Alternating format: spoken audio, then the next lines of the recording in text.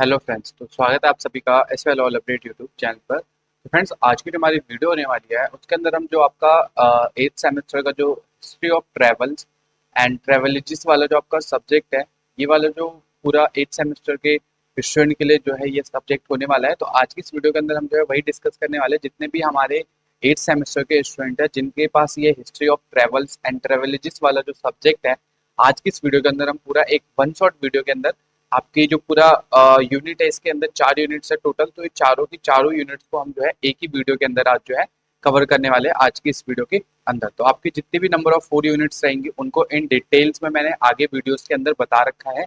And notes जो है आपको ये दोनों मीडियम में देखने को मिल जाएगा, यानी इंग्लिश मीडियम में भी और हिंदी मीडियम में भी है। यानी दोनों स्टूडेंट्स के लिए ये वीडियो काफी ज्यादा बेनिफिट देगी। एंड आज की इस वीडियो के अंदर यानी कि हम पूरा एक वन शॉट वीडियो में ही पूरे इस बुक को अच्छे तरीके से खत्म कर देंगे। एंड वीडियो को मैंने काफी डिटेल में और नोट्स को काफी स्टडी करके इन डिटेल में बनाया है। तो वीडियो थोड़ी लंबी हो सकती है, लेकिन ये कहूंगा कि पूरी 1 से 1.5 घंटे के अंदर में या 2 घंटे के अंदर में जितना भी हमें समय लगेगा उतना टाइम लगा के मैं इस पूरे सिलेबस को आपको अच्छे से समझाऊंगा। एंड इसकी जो सिलेबस की वीडियो ऑलरेडी हमारे चैनल पर बनी हुई है, तो आप वहां से जाकर देख सकते हैं। तो आज की इस वीडियो के अंदर सिंपली जो है मैं डिटेल में आपको ये पूरी यूनिट्स पढ़ाऊंगा। तो इसके अंदर की चारों यूनिट्स है वो पूरी खत्म हो जाएगी आपकी एक ही वन शॉट वीडियो के अंदर। तो आइए फ्रेंड्स, आज की इस वीडियो को स्टार्ट करते हैं। तो जैसा कि आप देख रहे हैं मेरे, अगर आप राइट साइड पे देखेंगे तो यहाँ पे आपको ये इंग्लिश मीडियम का नोट्स देखने को मिल जाएगा। एंड इसी के साथ अगर मैं बात करूँ, आप अगर मेरे लेफ्ट साइड पर देखेंगे तो यहाँ पर आपको जो है ये हिंदी मीडियम में नोट्स देखने को मिल जाएंगे। तो अब बात करते हैं फ्रेंड्स, सबसे पहले इसमें जो फर्स्ट यूनिट आपको पढ़नी है वो पढ़नी है रीडिंग एंड राइटिंग ट्रेवल्स। यानी जो भी रीडिंग्स होते हैं और राइटिंग्स होते हैं ट्रेवल राइटिंग्स के अंदर, उसके बारे में हम पढ़ने वाले। तो फ्रेंड्स, इस पूरे बेसिकली ये जो आपका बुक है ये पूरा आपका यात्रा वृत्तांत और रीडिंग राइटिंग या ट्रैवल से ही रिलेटेड होने वाला है। इसके अंदर मेनली जो फोकस हम करेंगे वो पढ़ेंगे travel writing through the ages and travelogues, जिसके अंदर place, landscape, forms and genre जो होता है वो बेसिकली क्या होता है उसको हम इन डिटेल पढ़ने वाले। यानी ये जो पूरी यूनिट्स है आपकी, या यूं कहूँ ये जो पूरा आपका बुक है ट्रैवल एंड ट्रेवलॉजीज वाला, इसके अंदर सिंपली आप जो है ट्रैवल राइटिंग के बारे में पढ़ेंगे या ट्रैवलर्स के बारे में पढ़ेंगे कि किसी तरीके से अगर कोई ट्रैवलर्स होता है वो कहीं यात्रा करता है तो वो जो यात्रा वृत्तांत लिखता है, या यूं कहे कि जो भी ट्रैवल राइटिंग के समय वो जो भी डॉक्यूमेंट्स लिखता है उसको किस वजह से लिखता है, किस पर्पज से लिखता है। आज की इस वीडियो के अंदर जो है हम मतलब पूरी जो ओवरऑल आपकी जो ये पूरा सिलेबस है वो इसी के आसपास में ही घूमने को मिलेगा। तो सबसे पहले जो है इसकी फर्स्ट यूनिट को हम स्टार्ट करते हैं। तो सबसे पहले मैं दोनों साइड में आपको एक बार पीडीएफ ओपन करके दे देता हूँ।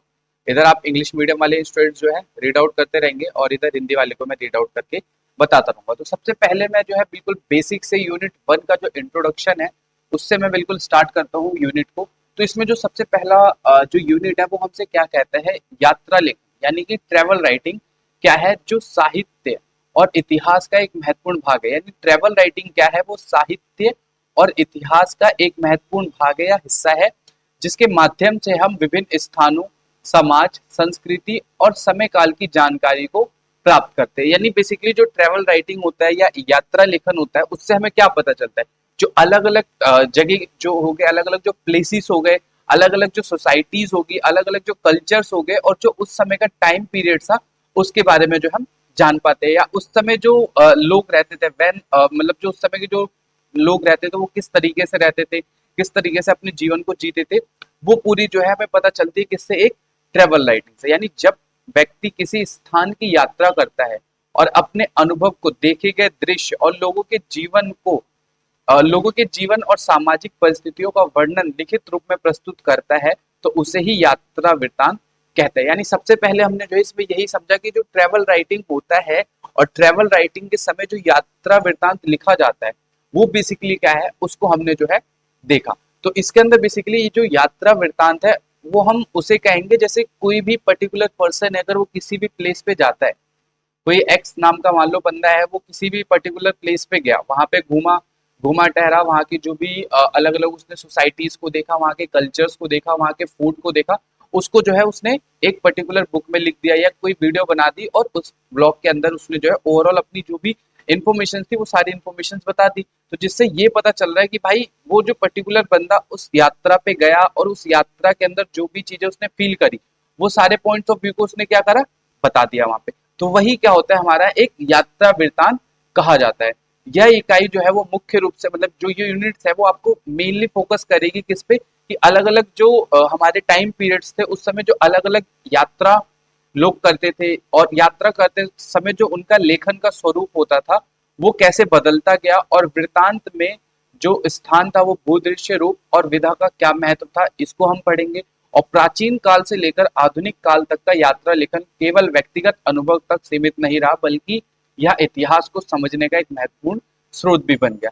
यानी जो यात्रा वृत्तांत है हमें न केवल किसी स्थान की भौगोलिक विशेषताओं के बारे में बताता है, बल्कि वहां की सामाजिक, सांस्कृतिक और आर्थिक स्थिति की झलक भी प्रदान करता है। यानी जो यात्रा वृत्तांत होता है, या जो किसी यात्री के द्वारा लिखा गया जो ट्रेवल सोर्स होता है, ट्रेवल राइटिंग जो वो करता है, तो वो बेसिकली क्या करता है, किसी भी जगह की जो कल्चर्स होती है, इकोनॉमी होती है, economic condition of the people, उसको बताने का जो है ये काम करता है क्या, यात्रा वृत्तांत।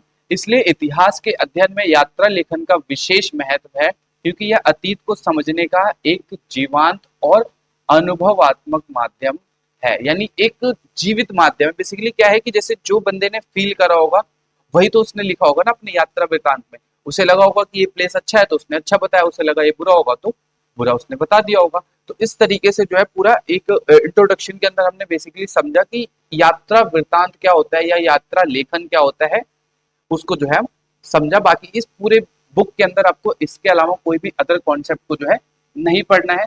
तो आइए इसके सेकंड कॉन्सेप्ट पे चलते हैं, यानी कॉन्सेप्ट ऑफ ट्रेवल राइटिंग, यानी यात्रा लेखन की जो अवधारणा है वो बेसिकली क्या कहती है, यानी मीनिंग ऑफ ट्रेवल राइटिंग सबसे पहले इसमें हम देखेंगे। यानी यात्रा लेखन का अर्थ क्या है सबसे पहले ये समझेंगे। तो देखिए बेसिकली इसको आप सिंपल से दो वर्ड्स में मैं ब्रेक डाउन करूंगा। यात्रा लेखन का जो अर्थ है सबसे पहले हम इसमें समझेंगे कि जो यात्रा लेखन का एक बेसिक मीनिंग होता है, जनरल मीनिंग जो होता है वो क्या है, पहले उसको समझेंगे। तो देखो सिंपल सा इसको मैं बताऊंगा कि जब कोई व्यक्ति किसी स्थान की यात्रा करता है और अपने अनुभव, देखे गए दृश्य, लोगों की संस्कृति और परिस्थितियों का वर्णन लिखित रूप में प्रस्तुत करता है, तो उसे क्या कहते हैं, यात्रा लेखन कहते हैं। That's it. मतलब सिंपल सा आपको बस इतना ध्यान रखना है। राइटिंग क्या है, when a person travel to a place, अगर कोई व्यक्ति क्या करता है किसी जगह की जो है यात्रा करता है और क्या करता है अपने जो अनुभव है और जो भी उसने वहां पर देखा, जो भी उसके कल्चर्स थे, लोगों के रहन सहन था, उसके बारे में जो भी उसने बताया, उसी को ही हम क्या कहते हैं, ट्रेवल राइटिंग या यात्रा लेखन कहते हैं। सिंपल वर्ड्स में बात करें तो सिंपली हम ये कह सकते हैं कि यात्रा के दौरान देखी और महसूस की गई बातों को लिखना ही क्या कहलाता है, यात्रा लेखन कराता है। यानी travel writing is a writing about what you see and feel well while travelling. मतलब जब आप ट्रैवल करते हो तो उस समय जो आपने फील करा, जो आपने देखा, उसी को आपने बता दिया, तो this is called a travel writing. ठीक है, तो सिंपल से आपको इतने वर्ड्स में इसको ध्यान रखना है इसकी डेफिनेशन की। अब बात करते हैं यात्रा लेखन का मतलब जो यात्रा लेखन है या ट्रैवल राइटिंग है उसका मीनिंग क्या होता है। यानी यात्रा लेखन का मतलब सिर्फ किसी जगह के बारे में बताना नहीं होता, बल्कि उस जगह को महसूस कर कर उसे शब्दों में व्यक्त करना। मतलब जो आपने फील करा है, जो आपने एक्सपीरियंस करा है, उसको अपने वर्ड यानी in words, in your words explain करना ही जो है क्या होता है, एक यात्रा लेखन होता है, या यात्रा वृत्तांत जो है बेसिकली हम उसे कह सकते हैं। जब कोई व्यक्ति यात्रा करता है तो वह सिर्फ स्थान नहीं देखता, बल्कि वहां के लोग, उनकी संस्कृति, खान पान, रहन सहन और अपने अनुभव को भी समझाता है। यानी इन्हीं सब चीजों को जब वह सरल और रोचक तरीके से लिखता है तो बेसिकली क्या हो जाता है, ट्रेवल राइटर्स हो जाता है या यात्रा लेखन हो जाता है। यानी इसको अगर हम बात करें दो पॉइंट्स ऑफ व्यू में हम इसे डिवाइड करें तो यात्रा लेखन में दो बातें बहुत ज्यादा महत्वपूर्ण होती है। यानी जो दो चीजें इंपॉर्टेंट है ट्रेवल राइटिंग के अंदर, उसकी बात करें तो वो क्या है, सबसे पहला जो है वो है व्यक्तिगत अनुभव, यानी जो पर्सनल एक्सपीरियंस है उसका खुद का। दूसरा है उसका वास्तविक जानकारी, यानी जो फैक्चुअल इंफॉर्मेशन वो देने की कोशिश कर रहा है। तो व्यक्तिगत अनुभव क्या होगा, जो लेखक ने खुद महसूस किया हो, यानी जो यात्रा वृत्तांत बेसिकली लिख रहा है, जिसने यात्रा करी है, उसने जो महसूस किया होगा वो उसने बता दिया। और दूसरा पॉइंट ऑफ व्यू क्या है कि जो भी उसने वास्तविक जानकारी दी है, जो उसने वहां देखा और समझा, उसके बारे में जो फैक्ट वाली बातें थी वो उसने बताई, तो वो हम जो है इसके अंदर इंक्लूड करते हैं। ठीक है, अब बात करते हैं इसी में ही मैं एक और पॉइंट आपको बताता हूँ। इसी में जो नेक्स्ट पॉइंट हमारा कहता है वो कहता है इसलिए यात्रा लेखन एक ऐसा माध्यम है जो पाठक को बिना वहां जाए ही उस स्थान का अनुभव करा दे। यानी बेसिकली यात्रा जो ट्रैवल राइटिंग होती है वो बेसिकली एक ऐसा सोर्स है कि अगर आप उसको पढ़ रहे हो तो बेसिकली आपको पढ़ते पढ़ते ही ऐसा फील हो कि आप उस जगह की यात्रा पे चले गए, यानी उस जगह पे आप खुद जाके आप उस चीज को फील कर रहे हो, जो जो पॉइंट ऑफ व्यू बता रहा है उसकी इमेजिनेशन जो होती है ना वो आपके माइंड में आना, तो वो परफेक्ट फिर एक यात्रा वृतांत या ट्रैवल राइटिंग जो है मानी जाएगी। यानी इसमें लेखक क्या करता है, अपनी नजर से दुनिया को अपने नजर से दुनिया को दिखाता है, इसलिए हर यात्रा लेखन का अलग अलग और खास मकसद जो है होता है। यानी जो ट्रैवल राइटर होता है वो क्या करता है, अपनी जो जो भी उसने लिखा है उसकी हेल्प से वो क्या करता है, दुनिया को अपना पॉइंट ऑफ व्यू जो उसने लिखा है उसको बताने की वो कोशिश करता है। यानी सिंपल वर्ड्स में बात करें तो यात्रा लेखन जो है वो किस पे डिपेंड होता है, अनुभव,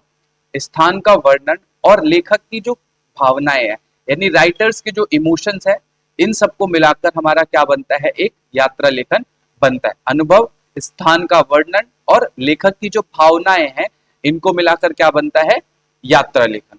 तो इतने पॉइंट ऑफ व्यू को जो है आपको ध्यान में रखना है। आई होप कि यहाँ तक की चीजें आपको क्लियर हो गई होंगी। अगर आपको किसी भी तरीके का डाउट होगा तो आप डेफिनेटली हमें कमेंट बॉक्स में कमेंट करके पूछ सकते हैं। एंड वीडियो में थोड़ा आगे बढ़ने से पहले मैं एक चीज बोलना चाहूंगा फ्रेंड्स कि अगर आप हमारे चैनल पर नए आए हैं या आपको वीडियो अच्छी लग रही है और अभी तक आपने हमारे चैनल को सब्सक्राइब नहीं करा तो प्लीज हमारे चैनल को सब्सक्राइब कर दीजिएगा। वीडियो बनाने में काफी ज्यादा एफर्ट्स एंड हार्डवर्क लगता है, एंड आपके एक सपोर्ट से, एक लाइक, एक सब्सक्राइब से हमारा काफी ज्यादा जो है हमारी हेल्प हो जाएगी, एंड हमें वीडियो बनाने में भी काफी ज्यादा मोटिवेशन मिलता है। एंड फ्रेंड्स, तो आगे वीडियो में स्टार्ट करता हूँ तो आपसे कुछ बस यही बातें बोलूंगा कि वीडियो अच्छी लगे या कुछ भी डाउट हो तो आप हमें कमेंट बॉक्स में कमेंट करके जरूर पूछ सकते हैं। बाकी अगर किसी भी तरीके का आपको डाउट होगा तो आप हमें टेलीग्राम चैनल पर भी पूछ सकते हैं, और ये नोट्स जो है आपको फ्री ऑफ कॉस्ट जो है मैं प्रोवाइड कर दूंगा हमारे टेलीग्राम चैनल से, तो आप वहां से ले सकते हैं ज्वाइन होके, दोनों मीडियम में आपको नोट्स मिल जाएंगे। तो आइए आगे जो हमारी नेक्स्ट टॉपिक है उसको स्टार्ट करते हैं। अब नेक्स्ट जो हमारा टॉपिक है वो है युगों के माध्यम से यात्रा लेखन। बेसिकली जो ट्रैवल राइटिंग है वो थ्रू ऑफ द एजेस कैसे चलता हुआ आ रहा है उसकी बात करें तो यात्रा लेखन जो है वो समय के साथ लगातार बदलता रहा है। हर युग में जो है लोगों ने यात्रा करने के उद्देश्य, उनके अनुभव और लिखने का तरीका अलग रहा है, इसलिए यात्रा वृतांत का स्वरूप भी बदलता गया है और इसे हमने तीन मुख्य रूप में जो है साझा करा। यानी जो यात्रा राइटिंग, ट्रैवल राइटिंग जो होती है उसे बेसिकली तीन कैटेगरी के अंदर कैटेगराइज किया गया है। सबसे पहला जो है वो है प्राचीन काल का यात्रा लेखन, यानी जो ट्रैवल राइटिंग एशियन टाइम्स का जो था, यानी प्राचीन काल में जो भी यात्रा हुई है उस समय की यात्रा लेखन की बात करें तो इस समय जो यात्रा करना आसान नहीं था। मतलब पुराने टाइम में, अभी तो हमारे पास डेफिनेटली बहुत सारे सोर्सेज है, आप by plane, by train, by bus, मतलब बहुत सारे रिसोर्सेज है जिनका यूज करके आप यात्रा कर सकते हो। बट एशियन टाइम की बात करें तो उस समय यात्रा करना बेसिकली इतना ज्यादा आसान नहीं है जितना आज इजी है। ठीक है, तो इसलिए लोग केवल क्या करते थे, खास उद्देश्य से यात्रा करते थे उस समय के लोग। यानी उद्देश्य क्या हो सकता है, जैसे कोई भी धार्मिक कारण, यानी कोई तीर्थ यात्रा अगर करना चाह रहा है, व्यापार के लिए अगर कोई व्यापारी यात्रा करना चाह रहा है, या किसी तरीके की ज्ञान की खोज, यानी सर्च ऑफ नॉलेज, नॉलेज की खोज के लिए अगर वो जो भी व्यक्ति है वो पर्टिकुलर वो यात्रा करना चाह रहा हो तो वो हो सकता है। लेखन की विशेषता की बात करें तो यात्रा वृतांत क्या है, सरल और तथ्यात्मक होता है। यानी जो यात्रा वृतांत होता है वो क्या होता है, हमारा सिंपल एंड फैक्चुअल बेस पे होता है, और इसमें क्या होता है, लेखक स्थान, मार्ग, दूरी और लोगों के बारे में जानकारी देता है, और भावनाओं का कम प्रयोग होता है इसमें। मतलब वो बेसिकली जो भी इंफॉर्मेशन देगा वो बिल्कुल जेन्युइन इंफॉर्मेशन देगा, और प्लेस के बारे में, रूट के बारे में, डिस्टेंस एंड लोगों के बारे में। और इसके महत्व की बात करें तो हम उस समय के समाज, धर्म और व्यापार की जानकारियां जो है हमें इससे मिलती है। आसान भाषा में बात करें तो इस युग का यात्रा लेखन जो था वो जानकारी देने पर आधारित था। यानी जब एशियन टाइम पे लोग ट्रैवल करते थे तो उस समय मेनली जो उनका फोकस रहता था वो इंफॉर्मेशन देने के लिए यात्रा करते थे। अब वो यात्रा जो करते थे उससे उन्हें किस पर्पज से वो करते थे, नॉलेज के पर्पज से, ट्रेड के पर्पज से, या किसी भी तरीके से तीर्थ यात्रा या किसी धार्मिक स्थान पर जाना है तो उसके लिए जो है वो यात्रा करते थे। अब इसी में बात करते हैं इसमें सेकंड पॉइंट की, जो मध्यकाल का यात्रा लेखन था। यानी तीन पॉइंट्स में, जैसे मैंने बताया ना, तीन खंडों में इसे बांटा है। यानी एशियन टाइम हो गया, फिर दूसरा हमारा मिडेवल पीरियड हो गया। तो मिडेवल पीरियड में लोग क्यों यात्रा करते थे उसकी बात करें तो मध्यकाल का जो यात्रा लेखन था वो इस समय की यात्रा जो है वो अधिक होने लगी थी। मतलब धीरे धीरे जब मिडेवल में आ गए, हम मिड में आ गए, तो उस समय जो है यात्रा काफी ज्यादा होने लगी। और खासकर यात्रा जो होती थी वो धार्मिक पर्पज से, यानी रिलीजियस टूरिस्ट जो होते थे वो ज्यादा होते थे। राजकीय मिशन होता था, शासन और प्रशासन से जुड़े जो कार्य होते थे उसके लिए जो है यात्रा की जाती थी। उसके बाद बात करें इसमें जो मिडाइवल में जो यात्रा की जाती थी उस समय की जो ट्रेवल राइटिंग थी वो हमारी किस तरीके से हेल्प करती थी उसकी बात करें तो ये समाज, संस्कृति और राजनीतिक व्यवस्था का विस्तार से वर्णन करता था। यानी जो मिडाइवल के टाइम पे जब हम यात्रा करते थे तो उस समय की जो ट्रेवल राइटिंग होती थी वो हमें जो भी पॉलिटिकल सिस्टम था उसके बारे में जानकारी देता था मेनली। एंड राजा हो गया, दरबार हो गया, प्रजा और शहरों का विवरण देता था। यानी जो राजा है, दरबार है, वहां की प्रजा है, उसके बारे में वो हमें इंफॉर्मेशन देता था। यात्रा वृत्तांत जो है वो अधिक वर्णनात्मक यानी डिस्क्रिप्टिव हो गया था मिडेवल टाइम्स तक आते आते। एंड इसके इंपॉर्टेंस की बात करें मिडेवल टाइम्स की जो यात्रा लेखन की, तो इस युग के लेखन में हमें जो है क्या मिलता था, शासन की व्यवस्था, सामाजिक जीवन और आर्थिक गतिविधियों की जानकारियां भी हमें जो है सॉरी तो उस समय जो लोग यात्रा करते थे वो बेसिकली क्या करते थे, अलग अलग जो है जानकारियां जो है उस समय देते थे। आसान भाषा में बात करें मिडाइवल टाइम की, तो इस युग में जो यात्रा लेखन होता था वो समाज और शासन को दिखाने वाला था। मतलब बेसिकली जो क्या होता था, वो प्रेजेंट करते थे जो भी उस समय की सोसाइटी थी, उस समय का जो भी शासन था उसको दिखाने का प्रयास किया जाता था मिडाइवल टाइम पे जो भी लोग यात्रा करते थे। अब बात करते हैं आधुनिक काल का जो यात्रा लेखन था, यानी travel writing in modern times की बात करें तो मॉडर्न टाइम्स में जो यात्रा करते थे लोग, तो उसका जो मेन पर्पस था वो क्या था। तो इस समय यात्रा करना जो है वो आसान हो गया था और उद्देश्य भी इसका जो है बदल गया था। यानी अब जो लोग आधुनिक टाइम पे, मॉडर्न टाइम पे जो लोग यात्रा कर रहे हैं उनका मेन जो पर्पस था वो क्या था, टूरिज्म, यानी मनोरंजन के लिए वो यात्रा करते थे, नई जगहों की खोज के लिए वो यात्रा करते थे और जो भी व्यक्तिगत अनुभव होता था उसके लिए जो है वो यात्रा करते थे। यानी एक्सप्लोर न्यू प्लेसेस और पर्सनल एक्सपीरियंस और टूरिज्म के पर्पज से लोग जो है मेडाइवल या मॉडर्न टाइम्स में जो है लोग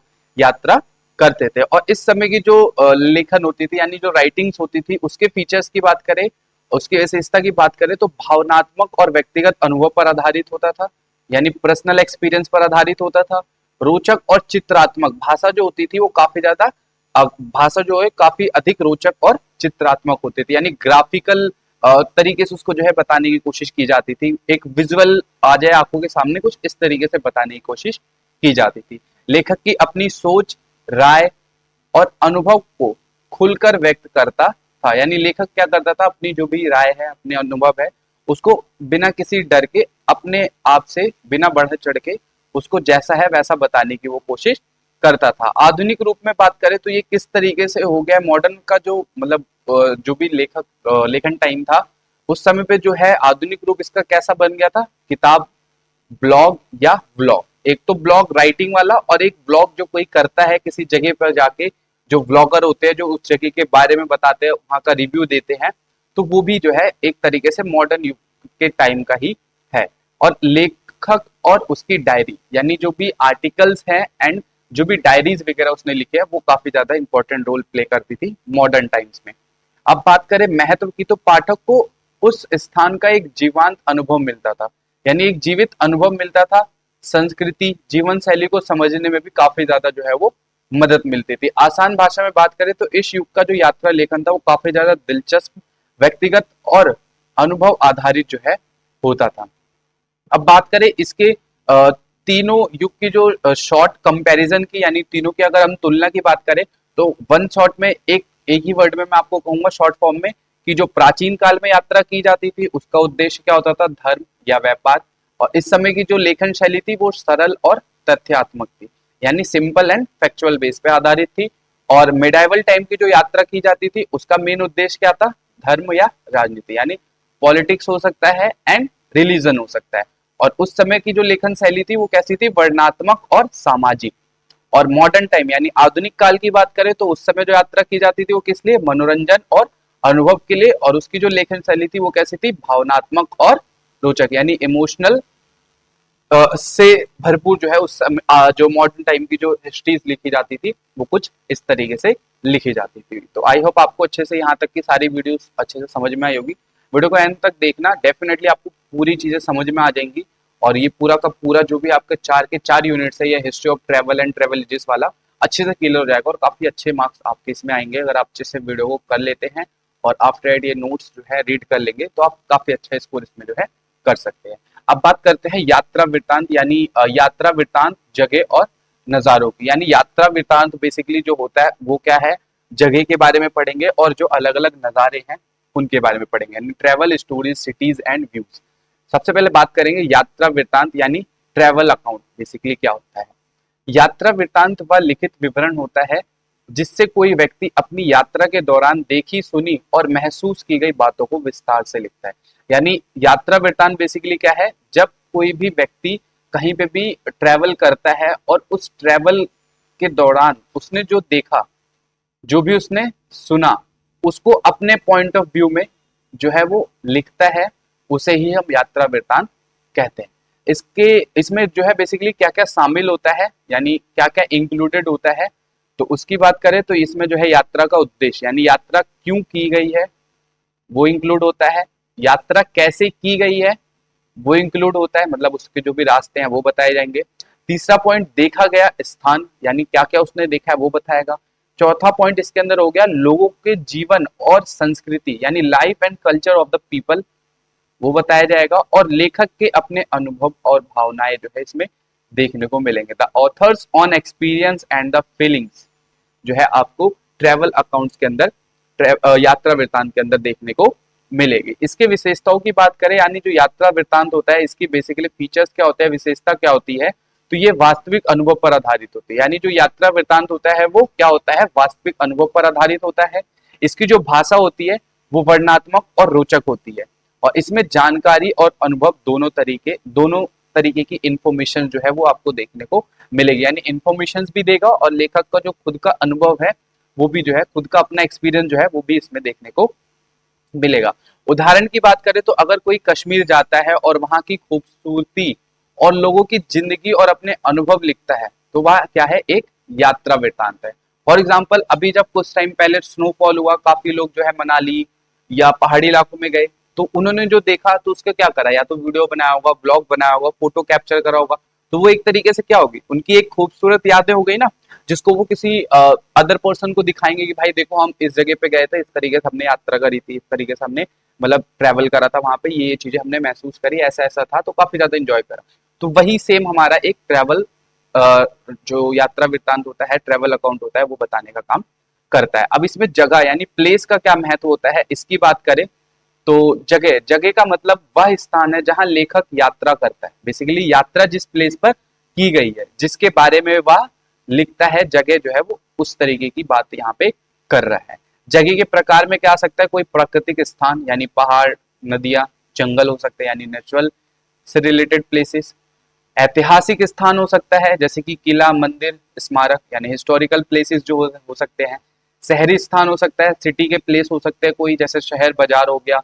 ग्रामीण क्षेत्र यानी कहीं गांव वगैरह या रूरल एरियाज के बारे में जो उसने बताया हो, तो वो है प्लेस के अंदर। यानी प्लेस के अंदर कोई भी ऐसा प्लेस आ जाएगा जिस जगह पे आपने यात्रा करी है और यात्रा के अपने अनुभव को बताया है। ठीक है, अब इसके यात्रा लेखन में महत्व की बात करें, यानी जो प्लेस है उसका बेसिकली क्या रोल होता है यात्रा लेखन के अंदर, तो ये क्या करता है, जगह का वर्णन पाठक को उस स्थान की पहचान कराता है। इससे हमें उस क्षेत्र की संस्कृति, परंपरा और जीवन शैली की क्या होती है, एक अच्छी जानकारी मिलती है, एक अच्छी इंफॉर्मेशन मिलती है। और इसमें जो हमें ध्यान रखने वाली बात है वो ये है कि जब केवल भौगोलिक स्थान नहीं होता बल्कि उससे जुड़े मानव गतिविधियां और सामाजिक जीवन भी शामिल होता है, तो वही हमारा क्या है, एक तरीके से प्लेस हमारा कहलाता है। अब बात करेंगे नजारे यानी लैंडस्केप या सीनरी की, अलग अलग जो सीनरी थी उसने देखी। अब सबसे पहले हमने क्या करा, एक यात्रा यानी ट्रेवल अकाउंट बनाया, देन उसके बाद फिर हमने क्या डिसाइड करा, प्लेस डिसाइड करा। अब वहां के जो अलग अलग सीन है, अलग अलग जो सीनरी है उसके बारे में हम बात करेंगे। नजारा क्या होता है, उस जगह का दृश्य, यानी सीन होता है जो लेखक अपनी आंखों से देखता है और शब्दों में प्रस्तुत करने का काम करता है। यानी जो लेखक ने खुद देखा उस सीन को एंड उसको एक्सप्लेन करता है इन प्रेजेंट वर्ड या इन देयर वर्ड्स। तो नज़ारे में क्या क्या आ सकता है, जैसे प्राकृतिक दृश्य मैंने अभी आपको बताया ना, जैसे पहाड़ हो गए, नदियां हो गई, झील हो गए, पेड़ पौधे हो गए, जंगल हो गया, मौसम हो गया, बारिश, ठंडी, गर्मी, बर्फ, कुछ भी हो गया, वहाँ का वातावरण कैसा था, शांति था, भीड़ था, हलचल था, क्या था, वो सारी चीजों को जो है वो बताने का प्रयास करता है। तो ये पॉइंट्स जो है इसके अंदर आएंगे। अब इसके महत्व की बात करें तो नज़ारा यात्रा वृत्तांत को जीवंत और आकर्षक बनाता है। यानी जो यात्रा कभी भी हम करते हैं कहीं की भी, जो वहाँ पे अलग अलग हमें सीनरी दिखते हैं, वो क्या करते हैं, उसे काफी ज्यादा अच्छा आकर्षक बनाते हैं, यानी अट्रैक्टिव बनाते हैं। यह पाठक को ऐसा महसूस कराते हैं जैसे वह खुद उस जगह पर मौजूद है। लेखक की कल्पना का वर्णन शक्ति यही दिखाई देता है, यानी जो ऑथर्स होता है उसकी इमेजिनेशन एंड डिस्क्रिप्टिव पावर जो होती है वो विजुअल्स होती है यहीं पर ही, जहाँ पर वो अच्छे से अपनी यात्रा के बारे में बताता है। उदाहरण की बात करें तो ऊंचे ऊंचे बर्फ से ढके पहाड़ और ठंडी हवा, यह नज़ारों का वर्णन है। तीनों के संबंध की बात करें तो यात्रा वृत्तांत क्या होता है, पूरी कहानी होती है, जगह जहाँ यात्रा हुई हो, और नज़ारा उस जगह का दृश्य और वातावरण हो सकता है, यानी एटमॉस्फेयर ऑफ दैट प्लेसेस। ठीक है। तो अब बात करते हैं, तीनों को मिलाकर यात्रा लेखन को पूरा रोचक और प्रभावशाली जो है बनाने का काम होता है। अब बात करें यात्रा वृत्तांत में जगह और नज़ारे का बहुत महत्वपूर्ण स्थान होता है। जगह हमें उस स्थान की पहचान और सामाजिक जीवन में परिचित करवाता है, और नज़ारे उस स्थान की सुंदरता और वातावरण को जीवंत बनाने का काम करता है। यानी देखा जाए तो ये तीनों के तीनों फैक्ट जो है वो एक साथ काफी ज्यादा रिलेटेड है किसी भी पर्टिकुलर प्लेस पे जब हम जाते हैं। इन दोनों के साथ लेखक के अनुभव मिलकर एक प्रभावशाली और रोचक यात्रा वृत्तांत तैयार करते हैं। तो इसको जो है आपको ध्यान में रखना है।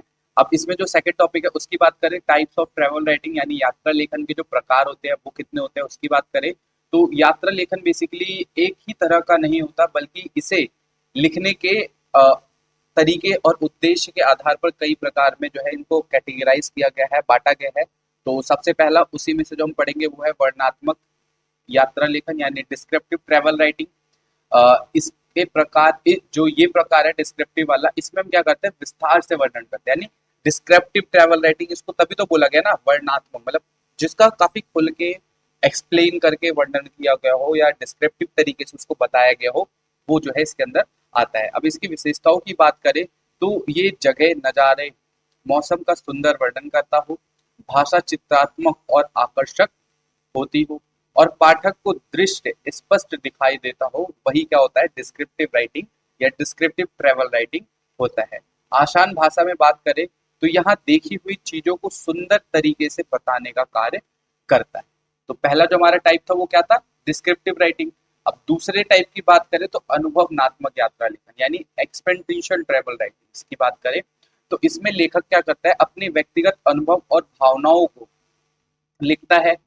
और इसकी विशेषता की बात करें तो इसमें वो बताता है कि मुझे कैसा लगा या मैंने क्या महसूस किया, इस पर वो जोर करता है। यानी बेसिकली उसका जो मेन फोकस होता है वो how I feel and what I feel जो है इस पे वो डिपेंड रहता है, और कहानी जैसा लगता है और पाठक को भावनात्मक रूप से जोड़ने का कार्य करता है। सिंपल वर्ड्स की बात करें तो यात्रा का अनुभव शेयर करना ही इसमें जो है मेन जो है हमारा इसमें होता है टाइप में।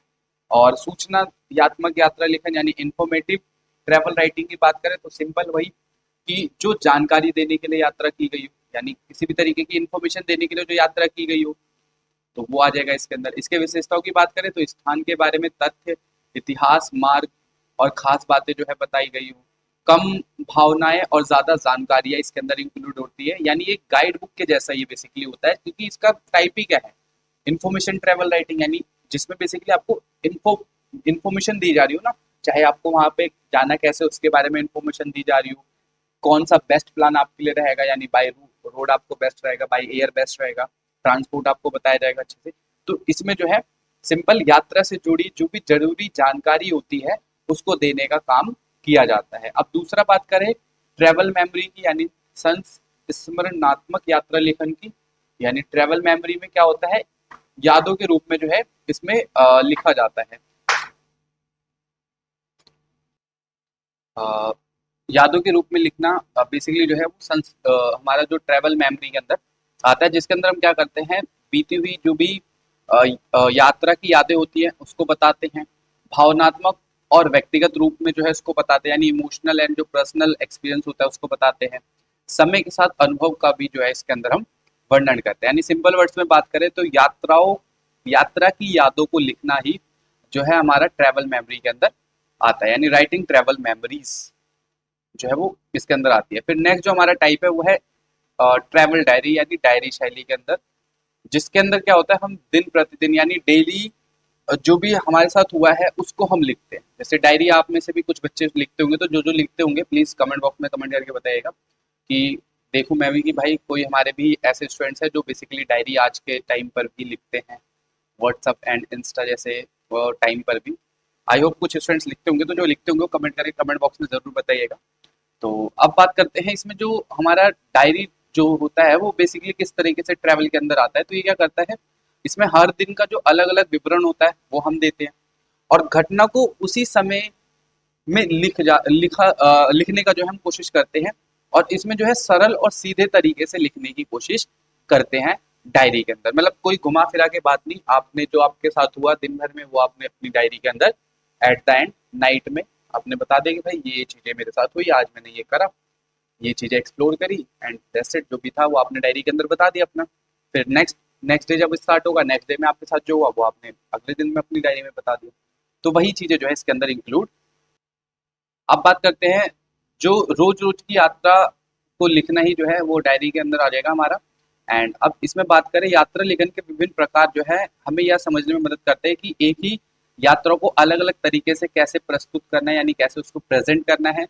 जगहों का सुंदर वर्णन वो करता है, अनुभव को साझा करता है, और यात्रा लेखन जो है वो बहुयामी और रोचक विधा है जो पाठक को ज्ञान और आनंद दोनों प्रदान करता है। मतलब जो ट्रैवल राइटिंग है वो बेसिकली क्या है, एक तरीके से मतलब क्या करता है, नॉलेज प्रोवाइड करता है एंड इंजॉयमेंट देता है किसी भी पर्टिकुलर बंदे को जो उसको रीड कर रहा हो।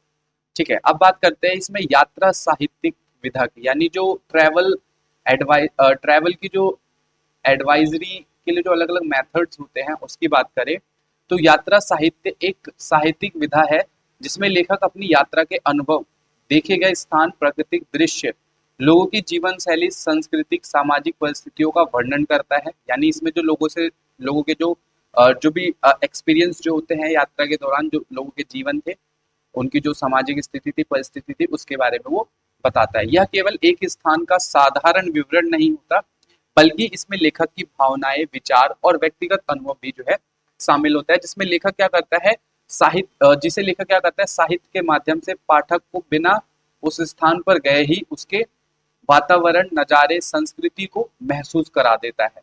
ठीक है, जिससे होता क्या है, समाज को समझने का भी एक महत्वपूर्ण सोर्स के रूप में जो है ये हमें देखने को मिलता है। अगर किसी भी जगह का हमें अगर ट्रैवल राइटिंग हमने पढ़ लिया तो बेसिकली आपको ऐसा लगेगा कि आप बेसिकली उस जगह पर जाके उस जगह को एक्सप्लोर करके आ चुके हो। तो वो क्या करता है, उस जगह की जो भी सोसाइटी होती है उसके बारे में बताता है। ठीक है, तो ये बेसिकली क्या हेल्प करता है, यात्रा साहित्य को एक ऐसी विधा माना जाता है जो ज्ञान, अनुभव और मनोरंजन का सुंदर संगम जो है वो प्रस्तुत करता है। यानी जो भी एक एक्सपीरियंस होता है, नॉलेज होता है, एंजॉयमेंट जो है देने का हमारा एक ट्रैवल एडवाइजरी मेथड है, यानी यात्रा साहित्यिक विधा जो है। यानी जो बेसिकली यात्रा भी क्या है, एक तरीके से साहित्यिक विधा ही है। अब इसके अंदर बात करें यात्रा लेखन और अंतर सांस्कृतिक मुलाकातों की, यानी ट्रैवल राइटिंग की बात करें, तो इसमें यात्रा लेखन और अंतर सांस्कृतिक मुलाकात एक दूसरे से गहराई से जुड़े हुए हैं। जब कोई व्यक्ति एक स्थान से दूसरे स्थान पर यात्रा करता है तो वह केवल नई जगह नहीं देखता, बल्कि क्या करता है, वो भिन्न भिन्न संस्कृति यानी अलग अलग जो भी हमारे डिफरेंट कल्चर्स होते हैं उसको देखता है। वहाँ की जो परंपरा यानी ट्रेडिशंस हो गया, लैंग्वेज हो गया, एंड जो लाइफस्टाइल होता है वो क्या करता है, इन सबको देखता है, और इनका ही अंतर सांस्कृतिक मुलाकात यानी इंटरेक्चुअल एनकाउंट्रीज जो होती है, ठीक है, वो यहाँ पे आपको देने को मिलती है। ठीक है, तो इंटरेक्चुअल जो भी इनकी एंट्रीज होती है उसको जो है इसको फील करता है। ठीक है, तो वो सारी चीजें जो है वो इसके अंदर बताता है। यानी यात्रा लेखन में लेखक इन मुलाकातों का क्या करता है, वर्णन करता है, और यह बताता है कि अलग अलग संस्कृति के लोगों से मिलकर उसे कैसा लगा, उसने क्या नया सीखा और किन बातों में अंतर या समानता पाई। इससे पाठक को विभिन्न संस्कृतियों को समझने का अवसर मिलता है और उसकी सोच व्यापक होती है। ठीक है, तो ये सारे पॉइंट ऑफ व्यू इसके अंदर आप देख सकते हैं। यानी अगर कंक्लूजन रूप में मैं कहूँ तो ये बेसिकली क्या है, यात्रा लेखन अंतर सांस्कृतिक समझ को बढ़ाने का एक महत्वपूर्ण माध्यम है जो विभिन्न समाज के बीच संवाद और समझ को मजबूत बनाने का एक कारण रहता है। ठीक है, अब बात करते हैं इसमें यात्रा वृत्तांत को ऐतिहासिक ग्रंथ के रूप में पढ़ना। यानी अगर किसी भी यात्रा वृत्तांत को एक हिस्टोरिकल एक हिस्टोरिकल या ट्रेवलेजिस हिस्टोरिकल मूवमेंट के रूप में अगर आप देख रहे हो तो उसका क्या बेनिफिट है, उसकी बात करें तो यात्रा वृत्तांत को ऐतिहासिक ग्रंथ के रूप में पढ़ने का मतलब है कि हम उन्हें केवल यात्रा की कहानी नहीं बल्कि इतिहास के महत्वपूर्ण स्रोत के रूप में भी समझ रहे हैं। यानी हिस्ट्री के इम्पोर्टेंट सोर्स के रूप में हम जो है उसे देखते हैं। जब कोई यात्री किसी स्थान पर जाता है तो वहाँ के समाज, संस्कृति, शासन व्यवस्था, व्यापार और लोगों के जीवन और परंपराओं के बारे में बताते हैं। तो सेम वही पॉइंट ऑफ व्यू, वही लाइन रिपीट।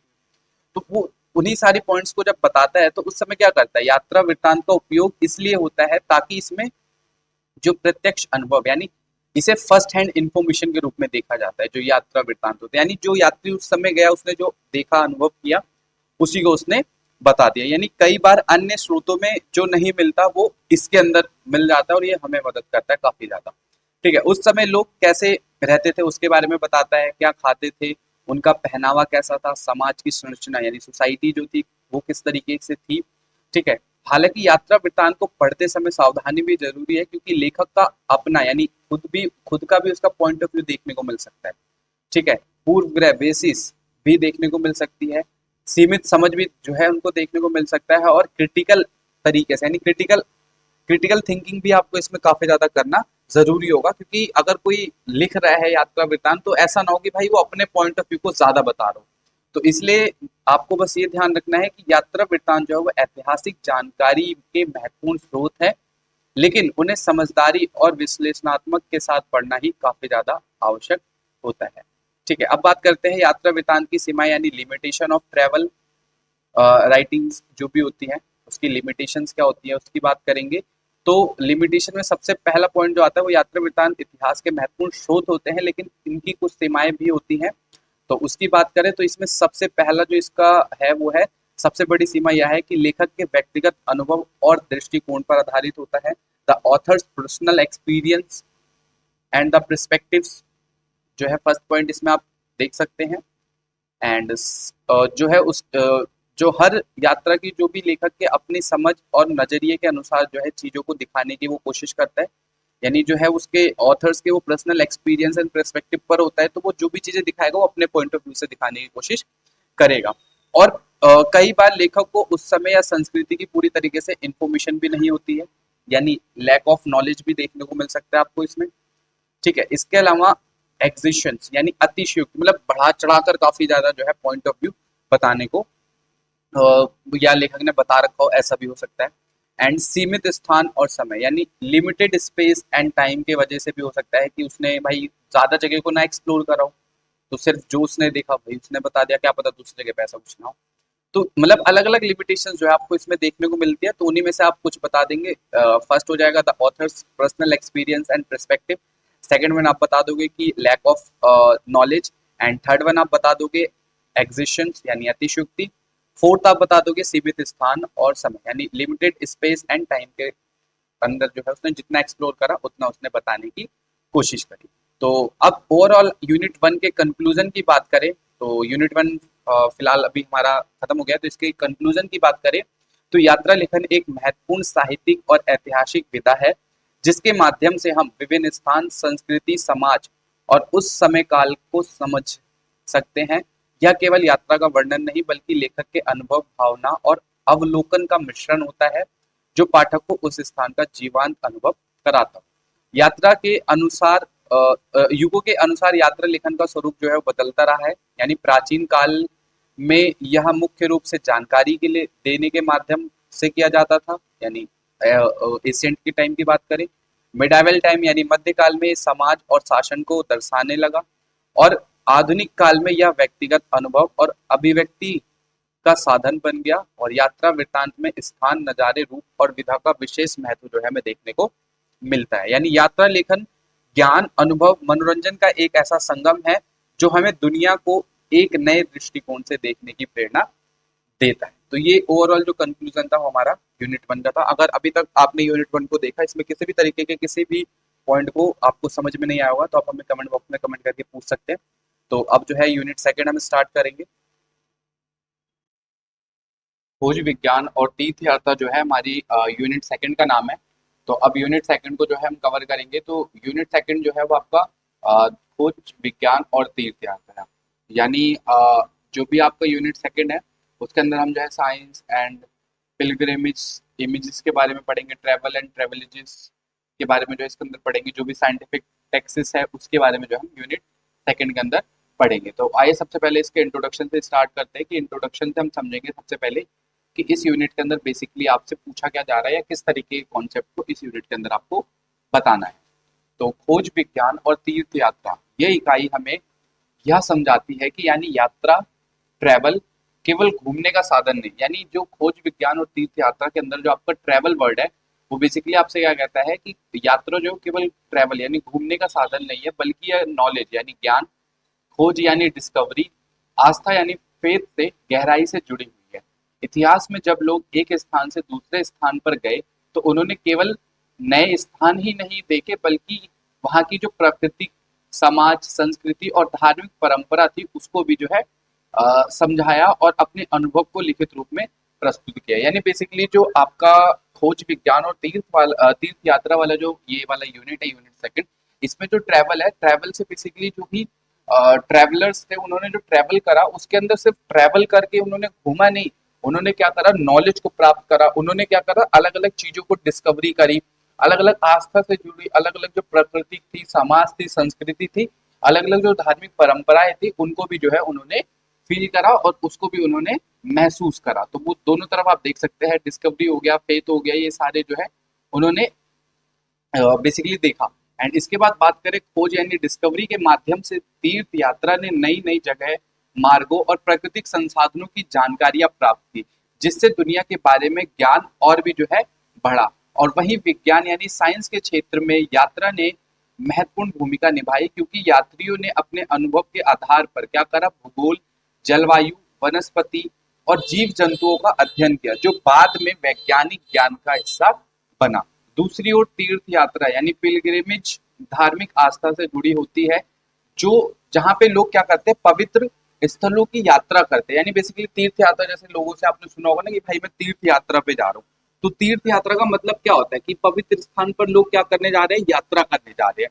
जो अलग अलग लोग, जैसे कोई केदारनाथ गया, कोई बद्रीनाथ गया, या कोई वैष्णो देवी की यात्रा करने गया, कोई जो है हज करने मक्का गया, तो ये अलग अलग क्या होता है, वो तीर्थ यात्रा पे ही तो क्या हुआ है ना। तो ये बेसिकली क्या है, एक पवित्र यात्रा होती है। इन यात्राओं के माध्यम से हम उस समय की जो धार्मिक मान्यताएं हैं, रीति रिवाज और सांस्कृतिक जीवन के बारे में जानकारियां मिलती है। इस प्रकार यात्रा केवल भौतिक नहीं बल्कि आध्यात्मिक और बौद्धिक अनुभव से भी बनाई जा सकती है। यानी आसान भाषा में कहे तो यात्रा क्या है, खोज, ज्ञान प्लस आस्था, यानी जो भी हमने खोज करी वो प्लस ज्ञान प्लस आस्था का एक मिश्रण है, जिसको हम क्या कहते हैं, यात्रा कहते हैं। ठीक है, तो यात्रा हमारा क्या है, बेसिकली किसी तरीके की खोज, नॉलेज या faith is equal to journey, यानी जो भी हमारी जर्नी है, यात्रा है, वो इन्हीं तीरों को मिलाकर बनी हुई है। अब इसी के अंदर एक नेक्स्ट कॉन्सेप्ट आया है जो कि है तोही। टोही यात्रा का अर्थ और अवधारणा। अब ये जो टोही वर्ड है ना, ये बेसिकली आपको क्या बेसिकली इंपॉर्टेंट है और एग्जाम में भी इससे रिलेटेड आपको डायरेक्ट पूछा जा सकता है कि टोही यात्रा क्या होती है, टोही यात्रा से आप क्या समझते हैं, इसका वर्णन करो। अब बेसिकली सबसे पहले आप सिंपल समझ लो, टोही वर्ड जो है भले ही अजीब सा थोड़ा लग रहा होगा आपको सुनने में, बट ये ऐसा कोई वर्ड नहीं है, मतलब डिफिकल्ट, सिंपल सा है। सबसे पहले टोही का मीनिंग समझते हैं। टोही यात्रा क्या होता है, किसी स्थान के बारे में जानकारी इकट्ठा करने, खोज करने, निरीक्षण करने के उद्देश्य से की गई यात्रा से रिलेटेड है। यानी बेसिकली क्या है, ये जो टूही वर्ड है ना, ये भी एक यात्रा, एक जर्नी है।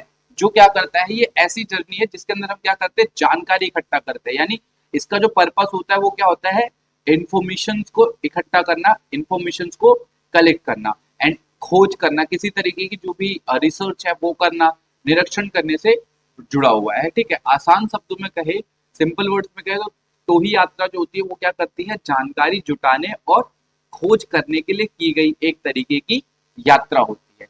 टोही यात्रा की अवधारणा यानी कॉन्सेप्ट, टोही यात्रा के जो कॉन्सेप्ट होते हैं वो क्या कहते हैं, तो उसकी बात करें हम तो टोही यात्रा केवल घूमने के लिए नहीं होती, बल्कि इसका जो मुख्य उद्देश्य होता है वो क्या होता है, किसी भी क्षेत्र की स्थिति को समझना। यानी इसमें क्या करते हैं, जो टोही यात्रा होता है उसमें हम understanding the situation in area, यानी एरिया के अंदर जो भी अलग अलग सिचुएशन है उसको समझने की कोशिश करते हैं। वहीं वहां की जो भी प्राकृतिक संसाधन है, मार्ग है, भूगोल है, उन सब की क्या करते हैं, एक तरीके से जानकारी लेते हैं। कभी कभी क्या होता है, सैन्य यानी मिलिट्री या प्रशासनिक जरूरतों के लिए भी जानकारियां जो है इकट्ठा करना टोही यात्रा के अंदर जो है आ सकता है। तो कोई बहुत डिफिकल्ट वर्ड नहीं है, बस थोड़ा अटपटा वर्ड है, बट इसको आपको ध्यान में जरूर रखना है। एग्जाम में डेफिनेटली इससे क्वेश्चंस पूछा जा सकता है, क्योंकि एक बहुत अलग सा वर्ड है और लोग इसे क्वेश्चंस को छोड़कर आएंगे, जबकि कोई बहुत बड़ा कॉन्सेप्ट नहीं है। इस प्रकार की यात्रा जो होती है, यानी इस प्रकार की जो यात्रा होती है वो क्यों की जाती है, एक्सप्लोर करने के लिए यानी खोज करने के लिए की जाती है। सैनिकों के लिए यानी सैनिकों की मदद के लिए की जाती है, व्यापारियों के लिए होती है, वैज्ञानिकों के द्वारा ये यात्रा जो है वो की जाती है। अब इसके की फीचर्स की बात करें, यानी इसके जो मेन डेफिनेशन मुख्य विशेषताएं हैं उसकी बात करें, तो इस ये जो है उद्देश्य आधारित होता है, यानी पर्पसफुल होता है इसका। ये यात्रा करने के पीछे कुछ ना कुछ एक पर्पस होता है। जानकारी इकट्ठा करने के लिए इस यात्रा को किया जाता है और नई जगह की खोज के लिए, रणनीति या वैज्ञानिक महत्व के लिए भी इस यात्रा को जो है हम करते हैं। अब वन शॉट में अगर मैं बात करूं तो सिंपल सिंपल आप ये समझ सकते हो कि जो टोही यात्रा होती है एक ऐसी यात्रा है जिसका मुख्य उद्देश्य किसी स्थान के बारे में गहराई से जानकारी प्राप्त करना है। यानी ये यात्रा क्या करता है, ज्ञान, खोज और कई बार रणनीतिक जरूरतों को पूरा करने के लिए भी की जाती है। इसीलिए जो है इसको इतिहास में विज्ञान और दोनों में महत्वपूर्ण स्थान दिया गया है। यानी इतिहास में भी यानी हिस्ट्री में भी ये काफी ज्यादा इंपॉर्टेंट है और साइंस के अंदर भी इसकी काफी ज्यादा इंपॉर्टेंस हमें देखने को मिलती है। यानी यूनिट 2 जो है आपका ना वो पूरा बेसिकली जो टोही वर्ड है ना उसी के इर्द गिर्द घूम रहा है, उसी से रिलेटेड है।